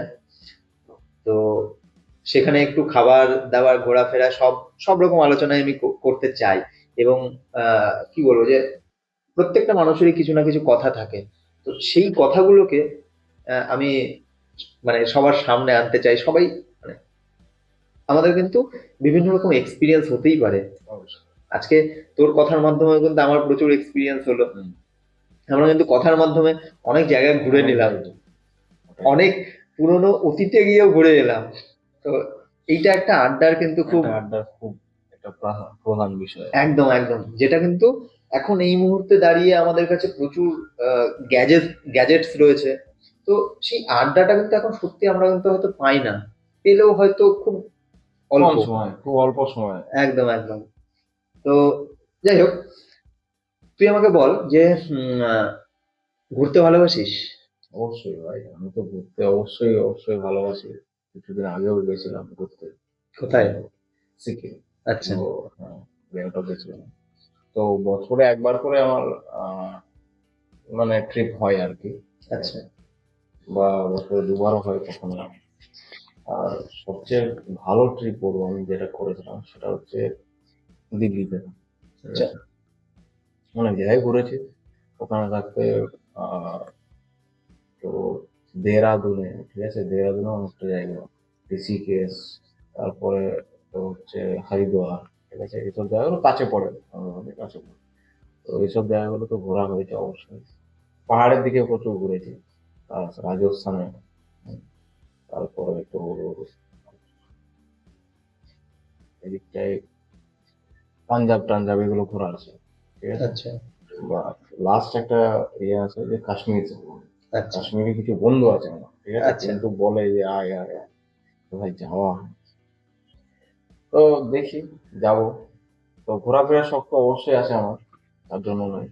তো বছরে এক দুবার করে ঘুরতে যাওয়া যায় আশেপাশে, যতটুকু টাইমের মধ্যে পারি আর কি, যতটুকু কভার করা যায়। আমি যেহেতু একটা প্রফেশনাল লাইফের সঙ্গে যুক্ত আছি, তো 4-5 দিনের বেশি ছুটি নেওয়াটা একটা হ্যাঁ, একটা খুব দায়িত্ব তো একটা থাকেই, তোর আছেই। রেসপন্সিবিলিটি ব্যাপার আছে। তো সেটার জন্য এবার যদি হয়তো দূরে কোথাও গেলাম, তার জন্য কিন্তু একটা বড় এফেক্ট চেম্বারের উপর এবং যাওয়া হয়। আমি যতদূর জানি আমাদের শহরে ডেন্টিস্ট কিন্তু খুব কমই আছে। এখন যেটা হয়েছে আমাদের শহরে, লালবাগ শহরে ডেন্টিস্টের যেটা তোর পাস করা ডাক্তার যেটা বলে রেজিস্টার্ড, কোয়ালিফাইড এবং সার্টিফাইড যে ডাক্তার, ঠিক আছে, তারা সংখ্যা এখন বেড়েছে, আচ্ছা ঠিক আছে, তাদের সংখ্যা অনেকটাই বেড়েছে। এবং তার জন্য যে এখানে যে বলাটা উচিত নয়, ঠিক আছে, প্রাইভেট প্র্যাকটিস সেগুলো হয়তো উঠে যাচ্ছে তার জন্য। হুম, তো এটা খুব ভালো জিনিস যে একটা সার্টিফাইড ডক্টর এখানে একদমই। এসে, ঠিক আছে, যে ট্রিটমেন্ট করছে। আগে দেখা যেত এখানে 2 থেকে 3টে বেশি সার্টিফাইড ডক্টর কিন্তু ছিল না, ডেন্টিস্ট ছিল না। হুম হুম। তার জায়গায় কিন্তু এখন 8-9টা হয়ে গেছে, বাহ। ঠিক আছে। তো লালবাগে এটা খুব একটা ভালো বিষয়, অবশ্যই সবাই একসঙ্গে মিলেমিশে কাজ করে, খুব একটা ভালো, এটাই আর কি। আচ্ছা, ঘোরাফেরার বিষয়ে কথা হচ্ছিল, কাশ্মীরে যে বন্ধুগুলো রয়েছে তাদের সাথে কিভাবে পরিচয়? ওখানে আমার সঙ্গে ক্লাসমেট ছিল, আচ্ছা ক্লাসমেট কাশ্মীরি, ওরা ক্লাসমেট ছিল কিছুজন, সিনিয়র ছিল অনেকজন, ঠিক আছে। আচ্ছা মানে একটা ব্যাচ তো অনেকটা, মানে 40% প্রায় আমাদের একটা সিনিয়র ব্যাচ ছিল, তো 40% প্রায় কাশ্মীরি ছিল, আচ্ছা। ওদের ছেলে মেয়ে মিলিয়ে। মানে সেটা তো দিল্লিতে থাকাকালীন? মিলিয়ে থাক, আচ্ছা তখন ওই ইয়েতে বিডিএস রানিং চলছিল তখন, ওদের সঙ্গে বন্ধুত্ব হয়। ওরা ভালো না তা বলবো না, ভালো অবশ্যই, ঠিক আছে। হ্যাঁ, যেমন, একটা জিনিস যেমন আমরা লোককে যেমন শ্রদ্ধা করা, ঠিক আছে। হুম দেখ, তুই যদি লোককে শ্রদ্ধা না করি, বা তুই যদি লোককে আহ, সেরকম সম্মান দিয়ে কথা না বলি, ঠিক আছে, তোকেও সম্মান দেবে না। এটা হচ্ছে ব্যাপার। তো তারাও এরকম যে যার কাছে সম্মান পেত তার সঙ্গে ভালো ব্যবহার করতো। আমি যথেষ্ট সম্মান শ্রদ্ধা দিয়ে কথা বলতাম, ঠিক আছে। তো সেই হিসেবে আমার সঙ্গে রিলেশন তাদের ভালো ছিল, সেই জন্য এখন বলে যে আই ঘুরে যা। সেটা 100 বার। এই যাবৎ কোন কোন জায়গাতে ঘুরতে গেছি? দেখ, ঘোরাঘুরি বলতে গেলে কিন্তু আমার যে ভালো লেগেছে যে জায়গাটা সবচেয়ে বেশি, সেটা কিন্তু হচ্ছে টিহরি সিটি বলে একটা সিটি আছে, ঠিক আছে, আচ্ছা দেহরাদুনের মধ্যে। হুম টিহরি সিটিটা, টিহরি সিটিটা একটা গল্প আছে। সেটা কিরকম, যে 2002 সালে মনে হয় একবার ফ্লাড এসেছিল, বন্যা এসেছিল। হুম। তো সেই সময় আহ, একটা খুব বড়, কি বলবো, মানে ফ্লাডটা এতই বড় ছিল যে কেদারনাথ সিনেমায় যেটা দেখানো হয়, ঠিক আছে, ওই ফ্লাডটা, ওই আচ্ছা বন্যাটা, হ্যাঁ, তখন হয়েছিল। এবং ওখান থেকে ওই আইআইটি রুড়কির পাশ দিয়ে একটা ওভারপুল যায়, ওখান দিয়ে কিন্তু একটা স্ট্যাচু দেখা যেত যেটা শিবের, সেটা এখনো দেখা যায়, হুম। ঠিক আছে। সেই স্ট্যাচু কিন্তু ডুবে গেছে, ওটা আচ্ছা ওটা বলে যে ইন্ডিয়ার সবচেয়ে লম্বা শিবের স্ট্যাচু। ইভেন শুধু শিবের নয়, সবগুলো যে স্ট্যাচু গুলো যেগুলো বানানো হয়েছে সবচেয়ে উঁচু, আচ্ছা এতটা দূর থেকে দেখা যায়। আচ্ছা তো ওটাও ডুবে গেছিল। তো আচ্ছা টিরি যে শহরটা ছিল তখন ফ্লাডের সময় কি করেছিল, ওখানে যে এমএলএ বা বিধায়ক যে ছিল, সে শহরটা যখন দেখে যে হ্যাঁ এরকম অবস্থায় চলে আসছে, এবং পুরোটাই ডুবে যাবে, তো একটা নতুন করে একটা শহরের একটা ব্যবস্থা ওরা করে দেয়। আচ্ছা। ওখানে যে এমএলএ বা বিধায়ক আছে তাদের থাকার একটা ব্যবস্থা সেম ভাবে হুম করে দেয় অন্য একটা জায়গায়। হুম। সেটা পাশে একটা শহরে, ঠিক আছে, ওটা টিউরি শহর এখন হয়ে গেছে। ওই জায়গাটায় যেটা ডুবে গেছে জলের মধ্যে, ওইটা কিন্তু গঙ্গার উৎস হয়ে একটা দিক থেকে বেরিয়ে আসে। আচ্ছা আর ওখানে একটা ড্যাম তৈরি করা হয়েছে, যেটা টিহিরি ড্যাম হবে। আচ্ছা। ঠিক আছে।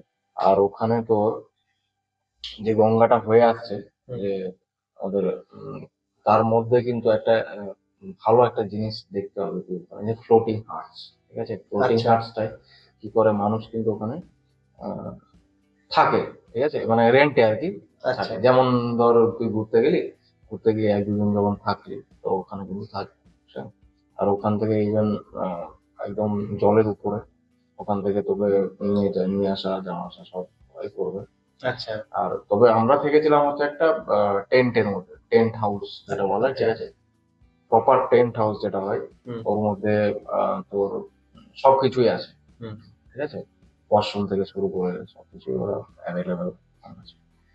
আর ওখানে যে খাবার দাবারও কিন্তু বেশ ভালো। যেখানে ওখানে গিয়েছিলাম, একজনই ছিল ওখানে শেফ। আচ্ছা ওখানে যেখানে আমি টেন্টটাই ছিলাম, ওই টেন্টটা ছিল তোর একটা বিজনেসম্যান। সে আচ্ছা। বিজনেসম্যানটা তোর আমির খানের কোন একটা সিনেমার হয়তো ওখানে শুটিং হয়েছিল, তাই না, আমির খান না কার সিনেমার একটা শুটিং হয়েছিল, হুম। তো ওর সঙ্গে ছবি তোলা ছিল। এটা বড় বিজনেসম্যানের টেন্ট হাউস, আচ্ছা আচ্ছা সেই জন্য তুলতে দিয়েছিল ওটা।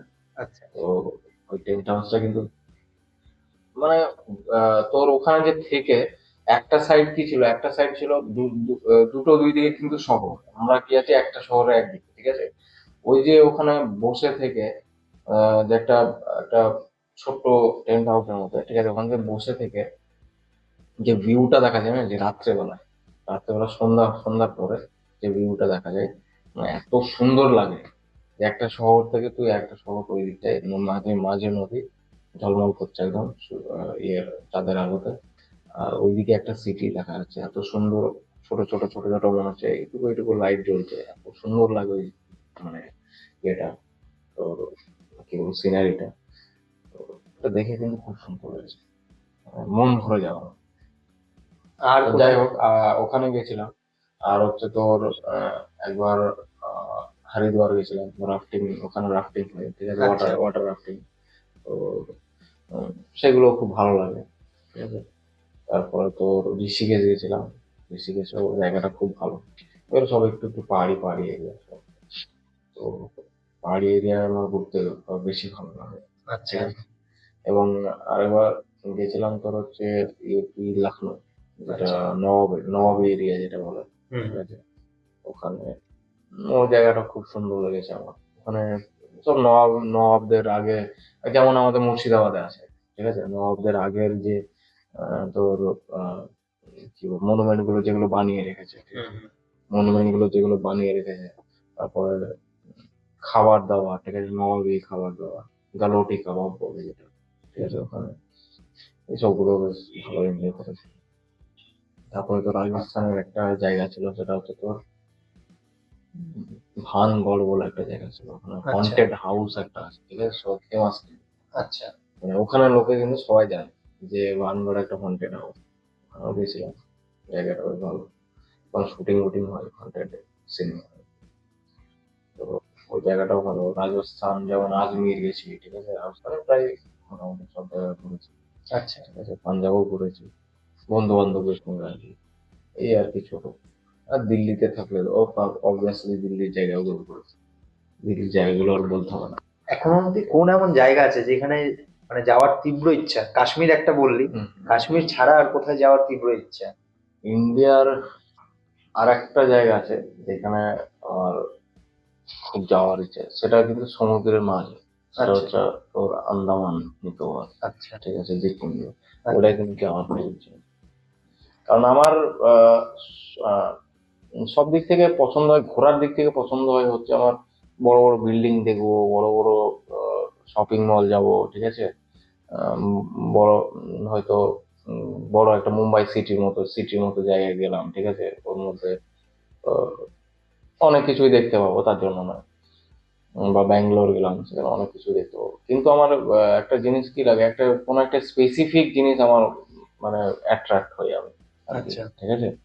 যেহেতু আন্দামান নিকোবরে যেটা স্কুবা ডাইভিং হয় জলের মধ্যে, ঠিক আছে, হুম ওটা হুম। ওটা কিন্তু বেশ ভালো লাগে, ঠিক আছে, যদিও আমি যাইনি, যাবো, ঠিক আছে। তো ওটা বেশ ভালো লাগে জলের মধ্যে ওটা। আর হচ্ছে তোর আরো অনেক কিছু ওখানে ঘোরাঘুরির যে জায়গাগুলো আছে, ঠিক আছে, তো সেগুলোকে অবশ্যই এক্সপ্লোর করার ইচ্ছা আছে আমার। আর পাহাড়ি পাহাড়ি যেগুলো আছে, যে জায়গাগুলো, সেগুলো প্রায় কভার করে দিয়েছি, ঠিক আছে। তো যাওয়ার ইচ্ছে, অরুণাচল প্রদেশের দিকে যাওয়ার ইচ্ছা আছে, মিজোরামের দিকে যাওয়ার ইচ্ছা আছে। হ্যাঁ, এখন তো মিজোরামটা অনেকেই যাচ্ছে, মানে অনেকে যাচ্ছে, সাইরাং এক্সপ্রেসটা যখন থেকে হয়েছে হ্যাঁ, সেটা তো তখন আমাদের খুব থেকে সুবিধাই হয়েছে। সুবিধা হয়েছে। আচ্ছা, তোর কি প্রথম থেকে ডাক্তার হওয়ার শখ ছিল যে হ্যাঁ ডাক্তার হবো? না, প্রথম থেকে দেখ, ছোটবেলাতে তো কেউ ডাক্তার হবো এরকম শখ তো কারো, বা বড় হয়ে যেটা হয়, হুম। সেটা ছোটবেলা থেকে নিশ্চয়ই ইচ্ছে হয়ে না, থাকে, ঠিক অনেকেরই আছে। থাকে যে ডাক্তার অনেক হবো, ইঞ্জিনিয়ার হবো। হুম এরকম একটা ইচ্ছে হয়ে থাকে, তবে ছোটবেলায় আমরা যেমন একদম ছোট ছিলাম তখন বলতাম যে পাইলট হবো, ঠিক আছে, আচ্ছা কেউ বলতাম পুলিশ হবো, আচ্ছা। ঠিক আছে, কেউ কেউ হয়তো বলতাম যে হ্যাঁ অফিসার, বড় অফিসার হবো। এটা কি, এটা হচ্ছে তখন ছোটবেলায় দেখতাম, ঠিক আছে, যে দেখে দিয়ে তারপরে বলতাম। কিন্তু যখন বড় হয়ে, যখন প্রফেশনাল লাইফটা শুরু হওয়ার ঠিক আগের মুহূর্ত, ঠিক আছে, ক্লাস 11-এও তখন কিন্তু আমি ইয়ে করেছিলাম, টার্গেট নিয়েছিলাম যে তোর ইঞ্জিনিয়ারিং, ঠিক আচ্ছা আছে। কিন্তু ইঞ্জিনিয়ারিংটা বলতে গেলে, সত্যি কথা বলতে গেলে, ফিজিক্সটা, ম্যাথ ম্যাথ আমাকে এত টাফ লাগে, ঠিক আছে, সেই জন্য আমি বায়োলজি থেকে আচ্ছা। টানটা দিয়েছিলাম, ঠিক আছে। তো ওখান থেকে আস্তে আস্তে আস্তে এবার যখন সেই বুদ্ধিটা চলে এসেছে যে আমাদের কেরিয়ার করতে হবে এবার, তো সব দিক থেকে ভাবনা চিন্তা ভেবে চিন্তে যে মেডিকেল স্ট্রিমটা আমার ভালো লেগেছে, ঠিক আছে। সব দিক থেকে এটার একটা অবশ্যই একটা মান সম্মান আছে, সম্মান আছে, যেটা ডাক্তার হিসেবে বড় কথা। আর হচ্ছে একটা সব জায়গায় একটা, হ্যাঁ, যে এমন নয় যে শুধু মান সম্মানের জন্য, এমন নয় যে উম, তুমি রোগীকে একটা সুস্থ করে তুলছো, ঠিক আছে, সেটার একটা যে খুশি হয় মনের মধ্যে, সেটা একটা বড় ব্যাপার, ঠিক আছে। মানে সেটা তোর ওই ডাক্তার হওয়ার শখটা কিংবা স্বপ্নটা গ্র্যাজুয়ালি আস্তে আস্তে পড়াশোনার মাধ্যমে, পড়াশোনার মাধ্যমে, জার্নির তখন মাধ্যমে জার্নির মাধ্যমে তোর তৈরি এসেছে। হয়। মানে তোর প্রথম থেকে এটাই যে হবো এরকম কোনো না, মোটিভ ছিল না। মোটিভ ছিল এমনি যেটা ছিল সেটা হচ্ছে তোর ইঞ্জিনিয়ারিং, ইঞ্জিনিয়ার হওয়ার। হ্যাঁ। তো সেটা আস্তে আস্তে চেঞ্জ হয়েছে। আচ্ছা, যদি ডাক্তার না হতিস তাহলে কি শিওর ইঞ্জিনিয়ারই হতিস? এটা বলবো না যে হয়তো ইঞ্জিনিয়ার হতাম বা কি হতাম, ঠিক আছে, তবে হ্যাঁ, যে ডাক্তার না হলে যে পরে গিয়ে ধর টিচার, যেমন এখন যে অবস্থা হয়ে আছে আমাদের দেশে বল বা এই যে পশ্চিমবঙ্গে বল, হুম। ঠিক আছে, তো আমাদেরকে গাইড দেওয়ার জন্য লোকের অভাব হয়, ঠিক আছে, একদম। যেটা গাইড হয়তো আমরা পাই না, পরে গিয়ে সেটা ভুক্তভোগী হই যে আহ, আমরা নিজে ঠিক করতে পারছি না যে হয়তো টিচিং লাইনে যাবো, আমরা টিচিং স্ট্রিমে যাব, নাকি আমরা টেকনিক্যাল স্ট্রিমে যাব, নাকি আমরা মেডিকেল স্ট্রিমে যাব, ঠিক আছে। সেটা দেওয়ার অভাব, সেই অভাবে কিন্তু এখন এমন নয় যে আহ, অভাব বলবো সেটা, তো উম, দেশের অবস্থাটা এমন হয়ে গেছে বা পশ্চিমবঙ্গের অবস্থাটা এমন হয়ে গেছে, ঠিক আছে, যেটা আর কি চলছে, আমি সেটা আর খুলে বলছি না। তো সেই হিসেবে দেখতে গেলে কিন্তু অন্য কোনো স্ট্রিম বেছে নেওয়া, বলতে গেলে আমার টিচিং লাইনটা তখন, মানে টিচিং যে স্ট্রিমটা, সেটা কিন্তু আমার পছন্দ খুব, ঠিক আছে, আগে। তবে যদি না হতাম তাহলে হয়তো টিচার। আচ্ছা। তবে ইঞ্জিনিয়ারিং যে স্ট্রিম বা টেকনিক্যাল যে স্ট্রিমটা, সেটা আমার এত যাওয়া হয়েছে, ঠিক আছে। ওখান থেকেই ফের আমি ক্লাস 11-এ যখন ঢুকি তখন থেকে তো হয়, তখন থেকে কিন্তু আমার ওই জিনিসটা সরে গেছে, যে ওই টেকনিক্যাল স্ট্রিমে যে ম্যাথ আর ফিজিক্স, ওইটা আমার খুব টাফ লাগে জিনিসটা। তো ওই জিনিস থেকে আমি সরে গেছি। হয়তো হতে পারতাম বায়োলজির টিচার, হতে হতে পারতাম, টিচার হতাম, এবার একটু এই তোর প্রফেশন নিয়ে কথা বলি। আহ, যে দুটো বিষয়, একটা মানে যখনই আমাদের দাঁতে কোনো প্রবলেম হয়, আমরা সব সময় কি করি যে দাঁত তুলে ফেলি। আমরা ভাবি যে দাঁত তুলে ফেললে ঠিক হয়ে যাবে, কিন্তু তাছাড়াও অনেক ট্রিটমেন্ট রয়েছে।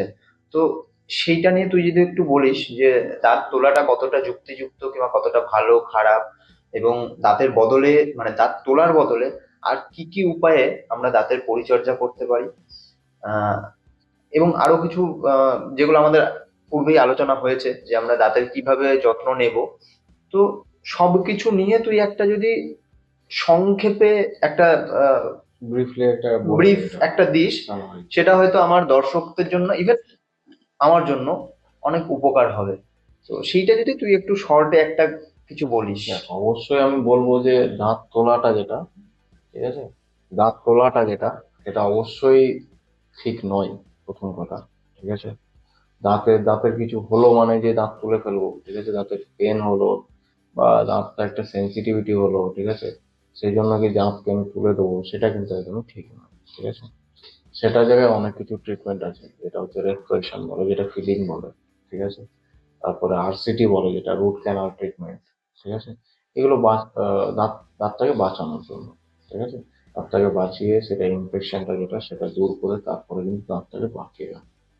এবার অনেকে হয়তো একটা প্রবলেম হয়, যেটা হচ্ছে একটা মেন প্রবলেম, লো পভার্টি যারা, তারা হয়তো আরসিটি করাতে পারছে না, তারা হয়তো দাঁত তুলে নেবে, কিন্তু আমি বোঝাই যে দেখুন, আপনার দাঁত তুললে কিন্তু এরকম প্রবলেম একটা হবে। কিরকম প্রবলেম হয়, প্রবলেমটা হচ্ছে হ্যাঁ, দাঁত তুললে কি কি প্রবলেম দাঁতটা হয়? তুললে প্রথম যেটা হয়, প্রথম যে প্রবলেমটা হবে সেটা হচ্ছে হচ্ছে গিয়ে চোয়ালের দাঁত। বেশিরভাগ মানুষে বেশিরভাগ বলে যে চোয়ালের দাঁত হলে তুলে দেয়। সামনের সবাই কি দেখতে যায় যে সামনের দাঁতটা কেন ইয়ে করব, ঠিক আছে, সামনের দাঁতটা বাঁচানোর জন্য চেষ্টা করে। সামনের দাঁত শুধু শো অফ করার জন্য, আর কাটিং যেটা বলে কাটাছেঁড়া করা, সেটা কিন্তু আসল কিন্তু আমাদের চেবানো, ম্যাস্টিকেশন যেটা বলে, ঠিক আছে। তো সেটার জন্য কিন্তু চোয়ালের দাঁত অবশ্যই দরকার। তো চোয়ালের দাঁত তুললে একটা খাওয়া দাওয়ার একটা প্রথম অসুবিধা তো হবেই, ঠিক আছে। ওই জায়গায় তুই কামড়াতে পারছিস না জিনিসটাকে, যদি খাবারটাকে যদি কামড়ে না খেতে পারিস বা খাবারটাকে যদি চিবিয়ে না খেতে পারিস, তো কিন্তু হজম করতে পারবে না, প্রথম কথা, ঠিক আছে। আমার কাছে এরকম পেশেন্টও এসছে যে তার দাঁত নেই, চোয়ালের দাঁত, তার পেটের একটা সমস্যা হয়। কেন? কারণ কি আমি চিবিয়ে খেতে পারি না, গিলে খেতে হয় আমাকে, হজম হয় না, এরকম একটা প্রবলেমও কিন্তু বলে। তো সেকেন্ডলি আর এই প্রবলেম তো হয়ই। আর তারপরে আমি বলবো যে কি কি প্রবলেম হয়, সেটা হচ্ছে একটা দাঁত তুলে দিলে হয় আমরা হয়তো আমরা দেখা গেল যে চোয়ালের এই দাঁতটা আমরা তুলে দিলাম, ঠিক আচ্ছা। আছে। এই দাঁতটা তুলে দিলে দুপাশের দুটো দাঁত যেটা আছে, ঠিক আছে, মিডিলটা খালি হয়ে গেল। এবার দুপাশের যে দুটো দাঁত আছে, সেটা কি, সেটার উপরে প্রেশার বেশি পড়ে, উপরের চোয়াল থেকে প্রেশারটা যখন পড়বে, উপরের চোয়ালের দাঁত থেকে যখন প্রেশারটা পড়বে, তখন কিন্তু বেশি প্রেশার পড়ে। এবার কি হয়, আহ দুপাশের দুটো দাঁত কিন্তু আস্তে আস্তে বেঁকে যাবে। কোন দিকটা বেঁকে যাবে, যেদিকে সাপোর্ট নেই, ও সাপোর্ট নেই কোন জায়গায়, যে আমি দাঁত তুলে দিয়েছি। আচ্ছা, এটা একটা বড় প্রবলেম সেক্ষেত্রে হয়। কি প্রবলেম হবে? আর সেক্ষেত্রে প্রবলেমটা যেটা হয় যে দুপাশে যে দুটো দাঁত আছে সেটা কিন্তু আস্তে আস্তে, যেখানে মিডিলে ফাঁকা জায়গাটা, যেখানে দাঁত তুলে দিয়েছি আমি, সেই জায়গাটা কিন্তু বেঁকে যাবে। সেটা আচ্ছা। 10 বছর পরে বুঝতে পারবে আচ্ছা, পেশেন্টটা। কি হবে? হবেটা কি, যদি বেঁকে যায় তাহলে কি হবে, একটা প্রবলেম, পরের দাঁতটাকে কিন্তু বেঁকিয়ে দেবে, আচ্ছা, পাশের দাঁতটাকে বেঁকবে, ঠিক মানে আছে। এবার ওটা ওটা ওটা যদি বেঁকে যায়, তাহলে একটা প্রবলেম কি হয় যে দেখবি তুই ওই যেখানে মাড়ি আর দাঁতের যে জাংশনটা আছে, ওই জায়গা থেকে কিন্তু আস্তে আস্তে বেরিয়ে চলে আসতে শুরু আচ্ছা। করে, তখন একটা সেন্সিটিভিটি একটা শুরু হয়, সেই শির করাটা কিন্তু হুম, শুরু হুম, হয়, হুম, ঠিক আছে। হুম। শেকড় যখন বেরিয়ে যায় মাড়ি থেকে, ঠিক আছে, তখন কিন্তু একটা শিরশির করা প্রবলেম শুরু হয়। এটা যে কোনো দাঁত তুলেছে যারা, তাদের জিজ্ঞাসা করবে যে দুপাশের দুটো দাঁত 5-10 বছর পরে কি অসুবিধা হচ্ছে তোমার এই দুটো দাঁতে? প্রথম কথা বলবো শিরশির করছে, ঠিক আছে, যেহেতু একদিকে সাপোর্ট নেই, হ্যাঁ। আর দ্বিতীয় কথা, দাঁতগুলো বেঁকে গেছে, চেবাতে একটু প্রবলেম হয়, এটা একটা, হ্যাঁ। এবার সেটা কিন্তু বেঁকে গেলে একটা প্রবলেম কি হয় দেখবি, পরে গিয়ে কিন্তু দাঁতটা নড়তে শুরু, সকেট থেকে বেরিয়ে আসতে শুরু করে। তো চেষ্টা করে যে আমি চাপ পড়ছে এত, এবার যেদিকে খালি আছে সেদিকেও টান দেবে, আস্তে আস্তে বেরিয়ে আসতে শুরু করে। ঠিক আছে? আচ্ছা, তখন কি হয়, একটা দাঁত তোলার জন্য কিন্তু একটার পর একটার পর একটার পর সব ক্ষতি দাঁত কিন্তু হতেই থাকবে। হবে। ঠিক আছে?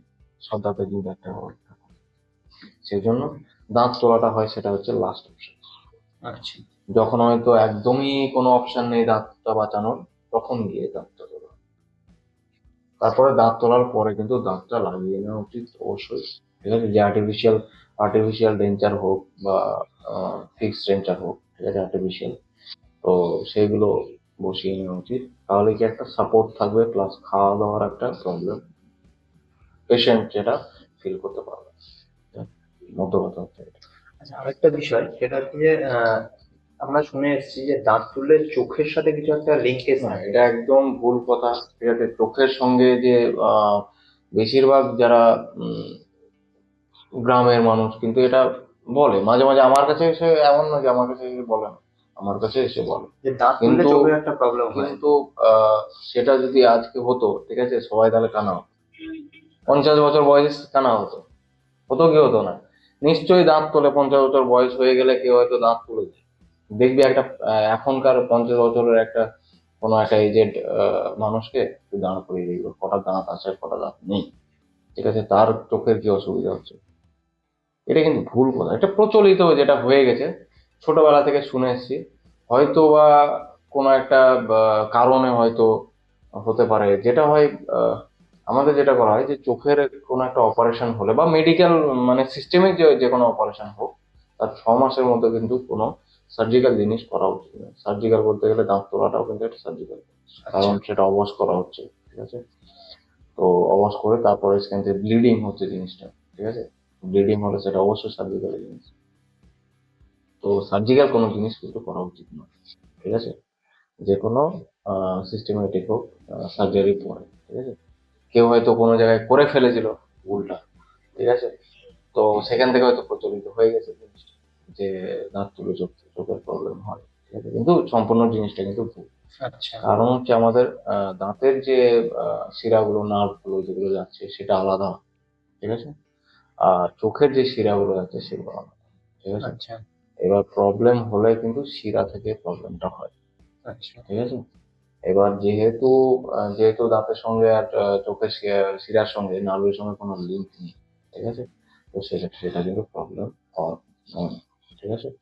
যদি পর উম, যেটা শুধু দাঁত দাঁতের বাইরে যদি যাই আমরা, তাহলে বুঝতে পারবো যে একটা কি আপনার আমাদের ফিফথ ক্রেনিয়াল নার্ভ যেটা বলে, সেটা হচ্ছে ট্রাইজেমিনাল নার্ভ, যেখান থেকে আমাদের আহ, যে দাঁতের যে শিরার ডিভিশন গুলো, দাঁতের যে নার্ভের ব্রাঞ্চ গুলো বের হয়, সেটা কিন্তু ফিফথ ক্রেনিয়াল নার্ভ, যেটা ট্রাইজেমিনাল নার্ভ বলে যেটাকে, সেটা থেকে কিন্তু বের হয়।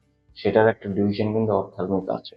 আচ্ছা, এবার কেউ ব্রড সার্জারি হয়তো করতে গেল, ব্রড সার্জারি বলতে গেলে কেউ হয়তো চোয়াল ফ্র্যাকচারে কোনো সার্জারি করতে গেল। ঠিক আছে? কেউ হয়তো আক্কেল দাঁতেরও মাঝে মাঝে এমন একটা প্রবলেম হয় যে যেগুলো হয়তো, হ্যাঁ, আহ, খুব সিভিয়ার সার্জিক্যালি গেল। ঠিক আছে? সেগুলোতে কি হয় একটা প্রবলেম, যে আমাদের ফেসিয়াল নার্ভ একটা থাকে। ঠিক আছে? যেমন ট্রাইজেমিনাল নার্ভ, সেরকম একটা ফেসিয়াল নার্ভও থাকে। ঠিক আছে? তো ফেসিয়াল নার্ভে এইসবগুলো সমস্যাগুলো কিভাবে হয়, যদি হয়তো কোনো সার্জারি করতে গিয়ে ফেসিয়াল নার্ভটা হয়তো ড্যামেজ হয়ে গেল, কিছু কিছু ক্ষেত্রে হয়তো সার্জিক্যাল কেসে ড্যামেজ হয়ে যেতে পারে। তো সেই জায়গায় কি হয়, একটা ফেসিয়াল প্যারেসিয়া, মানে প্যারালাইজড যেটা বলে, ফেসিয়াল প্যারালাইজড, অ্যাক্টিভ প্যারালাইজড হয়ে যায়। আচ্ছা, তবে সেটা একটা পুরো সাইড, শুধু চোখ বলে নয়, ঠিক আছে, একটা পুরো সাইড হয়ে যায়।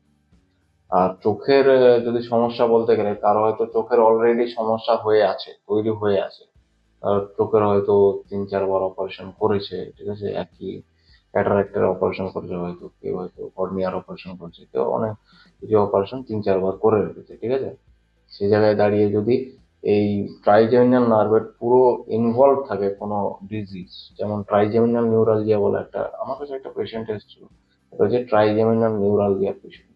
ট্রাইজেমিনাল নিউরালজিয়ার পেশেন্টটা কি হয়, ওদের হচ্ছে ট্রাইজেমিনাল নার্ভ যেটা থাকে সেটা হচ্ছে মানে শকিং যেটা বলে, ওর ইলেকট্রিক শক দেওয়ার মতো ব্যথা হয় ওটা, ঠিক আছে। তো সেই ব্যথাটা কিরকম হয়, ওটা হচ্ছে এমন ভাবে শক দেয় যে চোখ থেকে শুরু করে যে ট্রাইজেমিনাল নার্ভের যে ডিভিশন গুলো আছে, যে ব্রাঞ্চ গুলো আছে, সেগুলোতে কিন্তু তো সবগুলোতে এফেক্ট করে, সেটা চোখে এফেক্ট করবে, ঠিক আছে। সেটা কিন্তু একটা আলাদা রোগ, সেটা কিন্তু দাঁতের রোগ নয়, আচ্ছা। ঠিক আছে, সেটা শিরার রোগ। দাঁতের যে শিরা হয়ে আসছে, ঠিক আছে, মেন যে ব্রাঞ্চটা সেটা রোগ একটা, ঠিক আছে। তখন গিয়ে কিন্তু চোখের প্রবলেম হয়, ঠিক আছে, ওটা একটা আলাদা জিনিস। আর চোখে যদি অপারেশন অপারেশন কিছু করে থাকে এরকম, হ্যাঁ, 3-4 বার, তো ওই যে জিনিসটা, ওই যদি রোগটা হয় তাহলে কিন্তু তার চোখেরও এফেক্ট করবে, এবং ওর মনে হবে যেন সব দাঁতগুলো মনে হচ্ছে শকিং পেন একটা, যেটা বলে ইলেকট্রিক শক দেওয়ার মতো pain যেটা হয়, সেটা হবে। তো এটা হচ্ছে আলটিমেট কথা, হচ্ছে যে চোখের সঙ্গে দাঁতের কিন্তু কোনো লিঙ্কেজ নেই। লিঙ্ক নেই, ঠিক আছে। তাহলে আপনারা এটা জানতেই পারলেন, এটা আমিও জানতে পারলাম, কারণ এতদিন শুনে এসেছি যে দাঁত তুললে চোখের ক্ষতি হয়, চোখের জ্যোতি কমে যায়, ইত্যাদি ইত্যাদি। তো এটা পুরোপুরি একটা মিথ। এটা আমি যেমন জানলাম, আশা করি আমার সাথে আপনারাও অনেকে নতুন জানলেন। আর তুই কিছু বলতে চাস দাঁত সম্পর্কে? আর কি বলবো, ওই মানে আমরা শেষের একটাই, পথেই এগোচ্ছি। হ্যাঁ, একটাই কথা, যে সবাই দাঁত নিয়ে হোক, শুধু দাঁত বলে নয়, সবকিছু নিয়ে। আমাদের মুখ হচ্ছে এমন একটা জিনিস যেটা হচ্ছে সবসময় আবদ্ধ থাকে, তো সেটার কেয়ার করা বেশি প্রয়োজন, ঠিক আছে। আহ, তুই ডেলি চান করে কিন্তু 2 দিন থাকতে পারবে, কিন্তু ডেলি ব্রাশ করে কিন্তু 2 দিন থাকতে পারবে না, মুখ থেকে একটা খুব দুর্গন্ধ ছড়ায়। বা ডেলি ব্রাশ না করলে দেখবে একটা মুখের একটা কিরকম একটা বাজে হ্যাঁ, বাজে হ্যাঁ, ভাব একটা নিজের নিজের মধ্যে, নিজের নিজের মধ্যে মধ্যে একটা চলে আসে, চলতে থাকে, হ্যাঁ, ঠিক খারাপ আছে। একটা বিষয়। হ্যাঁ, তো তো জিনিসটা যেহেতু একটু আবদ্ধ, মুখটা যেহেতু আবদ্ধ থাকে সবসময়, তো সবসময় বলবো একটু যে দিনে 2 বেলা করে ব্রাশ করা, ঠিক আছে। বা উম, দাঁতটাকে একটু সুস্থ রাখার ব্যবস্থা, যেগুলো হয় আর কি। আপনার কোনো প্রবলেম হলে সঙ্গে সঙ্গে ডেন্টিস্টের কাছে ভিজিট করা, বা 6 মাসে একবার করে ডেন্টিস্টের কাছে ভিজিট করা, সেটা ঠিক, ঠিক আছে। যেমন বডি চেক আপের জন্য অনেকেই করে, কিন্তু দাঁতের সেরকম করে, একদম। কেয়ার করে না। সে জায়গায় বলবো মানে যে এটা 6 মাস পর পর একবার করে ডেন্টিস্টের কাছে ভিজিট করলে খুব একটা বেশি ইয়ে হবে না। আর পরবর্তীকালে দাঁতের যে প্রবলেম গুলো ফেস করবে তা থেকে অনেকটাই বাঁচবে। মানে এর অলরেডি ভুক্তভোগী আমি নিজে। আমার অলরেডি ছোট থেকে হ্যাঁ, এখনো অবধি তিন তোর চারটে দাঁত তোলা আরসিটি, হয়ে গেছে। হ্যাঁ, আরসিটি করে দিয়েছিলাম এবং যেটা, হ্যাঁ। রিসেন্টলি আমি তোর কাছ থেকে তোর লাস্ট, কি এক্সপিরিয়েন্স, আমি তোর কাছে জানতে চাই যে আচ্ছা, আমার আমার কাজের কিরকম এক্সপিরিয়েন্স তুই। ওর কাজের আমি যদি রিভিউ দিতে চাই, টিল নাও আমার মোটামুটি 3-4 মাস হয়ে গেল আরসিটি করিয়েছি। আমি সত্যিই বলছি, খুব সুস্থ আছি, এবং আমি বহাল তবিয়তে চিবোতে পারছি। আগে যেটা হতো কি, আমি জাস্ট একটা সাইড ইউজ করতাম, সেটা এখন বোথ সাইড ইউজ করছি। সেটা ভেতর থেকে একটা ভালো লাগা। আমি বহু বছর আমার দাঁতের প্রবলেম ছিল। আমি 3-4টে দাঁত বললামই। তখন বন্ধু ডাক্তার হয়নি, তখন আমাদের এখানে একজন জাস্ট প্র্যাকটিশনার ছিলেন। উনি কোনো রেজিস্টার্ড ডক্টর নন। তো সেই টাইমে যেটা হয়, না জানলে আমরা নর্মালি গিয়ে তুলে চলে এসেছি। কিন্তু যখন দেখলাম যে না, দাঁত তোলাটা কোনো যুক্তিযুক্ত বিষয় নয়, আমার এই দাঁতটা পুরো ভেঙে একেবারে জাস্ট একটুখানি বেঁধেছিল, সেই অবস্থায় যখন আমি ওর কাছে এলাম, তো ও বললো যে দাঁতটাকে আরসিটি করলে দাঁত টিকে যাবে। তো আমি আরসিটি করালাম, 3টে সিটিং হয়েছিল, এবং নো ডাউট কোনো ব্যথা, বিষ আমি ফিল করিনি। হ্যাঁ, একটু তো হবেই, যেটা স্বাভাবিক, সেটা স্বাভাবিক, কাটাছেঁড়া করলে হবেই। তো আমার এখানে কাটাছেঁড়ার তো কোনো বিষয় ছিল না, কিন্তু যেটুকু যা হয়েছে সফট, মানে খুব আহামরি কিছু ব্যথা বিষ ফিল করিনি। এবং রিভিউ বলতে একটাই, আমি এখনো অবধি খুব ভালো আছি। এবং আবারও বলছি, এর আগেও একটা কথা বললাম যে এখানে কোনো কিছু প্রমোশন করা হচ্ছে না, আমিও ওর কোনো প্রমোশন করছি না, তো শুধু এক্সপিরিয়েন্সটা বলি, আমি আমার এক্সপিরিয়েন্সটা শেয়ার করছি। এক্সপিরিয়েন্সটা শেয়ার। নো ডাউট আমি সুস্থ আছি, আমি ভালো আছি। অবশ্যই, ধন্যবাদ। বন্ধুকে। এবং যেই কারণে রিসেন্টলি আমার মায়েরও দাঁতের ট্রিটমেন্ট করা শুরু করেছি, এবং মায়ের দাঁতের এমন অবস্থা যে ওই যে বলছিলাম যে আমরা তো যেহেতু জানতাম না বিষয়গুলো, তো এখন যখন বন্ধু ডাক্তার হয়েছে এখন ওর সাথে দাঁতের পরামর্শ হতেই থাকে। কখনো কিছু হলেই ওকে ফোন করি। তো মায়ের অলরেডি দাঁতে সিস্ট হয়ে গেছিল, সেটা সে করে নিতেছিস। হ্যাঁ, যার জন্য মায়ের দুখানা দাঁত তুলতে হলো খুব রিসেন্টলি, জাস্ট 1 মাসের ভেতরেই। 1 মাস কি 1.5 মাস, 1-1.5 মাস। 1-1.5 মাসের মধ্যেই দুখানা দাঁত তুলতে হয়েছে। একটা দাঁত আরসিটি করতে হবে এবং আরেকটা দাঁতও তুলতে হবে। সেটাও ও। এবং হ্যাঁ, আরেকটা জিনিস আমার খুব ভালো লেগেছিল, মানে আগে যখন আমি দাঁত তুলেছিলাম তখন কি হয়েছিল, তখন জাস্ট গেছি দাঁত তুলে দিয়েছে, কিন্তু ওর কাছে যখন এলাম আমি এসে সেট আপ দেখলাম পুরোপুরি আলাদা। কিরকম, সে দাঁতের এক্স রে পর্যন্ত নিজের চেম্বারে করছে, পুরো বিষয়টা দেখছে যে কি প্রবলেম আছে, তারপরে গিয়ে কিন্তু ও ট্রিটমেন্ট করছে। তো এইটা আমার কাছে খুব ভালো লেগেছিল। আগে দেখে নিচ্ছে, চেক করে নিচ্ছে কোথায় কি প্রবলেম আছে, তারপরে কি ওড়ে যাচ্ছে। এটাই হয় আর কি, প্রথমে ডায়াগনোস হয়, যেটাকে মানে কি বলবো, পরীক্ষা নিরীক্ষা করা যেটা বলে প্রথমে, তারপরে আমরা ট্রিটমেন্টে যাই। একদম প্রথমে পরীক্ষা নিরীক্ষা হয়, তারপরে ট্রিটমেন্টে যাই, তাই না? পরীক্ষা নিরীক্ষা প্রথম কথা আমাদের দাঁতের প্রথম কথা এক্সরে লাগে, সেখানে দরকার পড়ে, রিকোয়ার্ড হয়। তো অবশ্যই এক্সরেটা রাখা উচিত, সবাইকে বলবো। তো এইভাবে আর কি, ঠিক আছে। প্রথমে ডায়াগনোস করে তারপরে ট্রিটমেন্টটা স্টার্ট হয়, এটাই নিয়ম। প্রপার ডায়াগনোস, ঠিক আছে। প্রপার ডায়াগনোস, কেউ যদি রোগটা ধরতে না পারে তার ট্রিটমেন্ট কে করতে হবে, এটা কিন্তু ট্রিটমেন্ট সবাই কিন্তু 19-20 সবাই একই ট্রিটমেন্ট করে, ঠিক আছে। কিন্তু কি প্রথম কথা হচ্ছে ডায়াগনোস, মানে ধরা জিনিসটা যে কি হয়েছে সেটা ধরা, সেটার জন্য কিন্তু ভালোভাবে ডায়াগনোস করা উচিত, আমি সবাইকে বলবো। তারপরে ট্রিটমেন্টে যাবো, ঠিক আছে। তাহলে কি আজকে আমাদের গল্প আড্ডা এখানে শেষ করি? তো আজকে গল্প আবুলের পারমিশন নিয়েই এখানেই শেষ করছি। আপনাদের সাথে দেখা হবে আবার খুব শীঘ্র অন্য কোনো ভিডিওতে, অন্য কোনো গল্পে। আর আপনাদের যদি কোনো প্রশ্ন থাকে দন্ত বিষয়ক কিংবা আবুলের জন্য, সেটা আপনারা কমেন্ট সেকশনে অবশ্যই করুন। যদি প্রয়োজন পড়ে আমি চেষ্টা করব আবুলকে আবার আপনাদের সামনে হাজির করার। আজকে মানে আমি অনেকদিন থেকে ওর পেছনে পড়েছিলাম রীতিমতো, যে আমাকে একটু সময় দে, কারণ সকালে কোনোভাবে পসিবল হচ্ছিল না, যার কারণে আমাদের সন্ধ্যেবেলায় বসা। তো আমিও তোকে ধন্যবাদ জানাই যে তুই তোর ব্যস্ত শিডিউল থেকে আমাকে কিছুটা টাইম দিয়েছিস, এবং আমার দর্শকদের তরফ থেকেও তোকে অসংখ্য ধন্যবাদ, এবং তোকে অনেক শুভেচ্ছা। তুই আরো এগিয়ে যা, আরো শ্রীবৃদ্ধি হোক, থ্যাংক ইউ, আরো নাম যশ হোক। তাহলে ওই কথাই রইলো, দেখা হচ্ছে আবার পরের ভিডিওতে খুব শীঘ্রই। ভালো থাকবেন, সুস্থ থাকবেন, সকলকে জানাই প্রীতি ভালোবাসা। আবুল, ভালো থাকিস।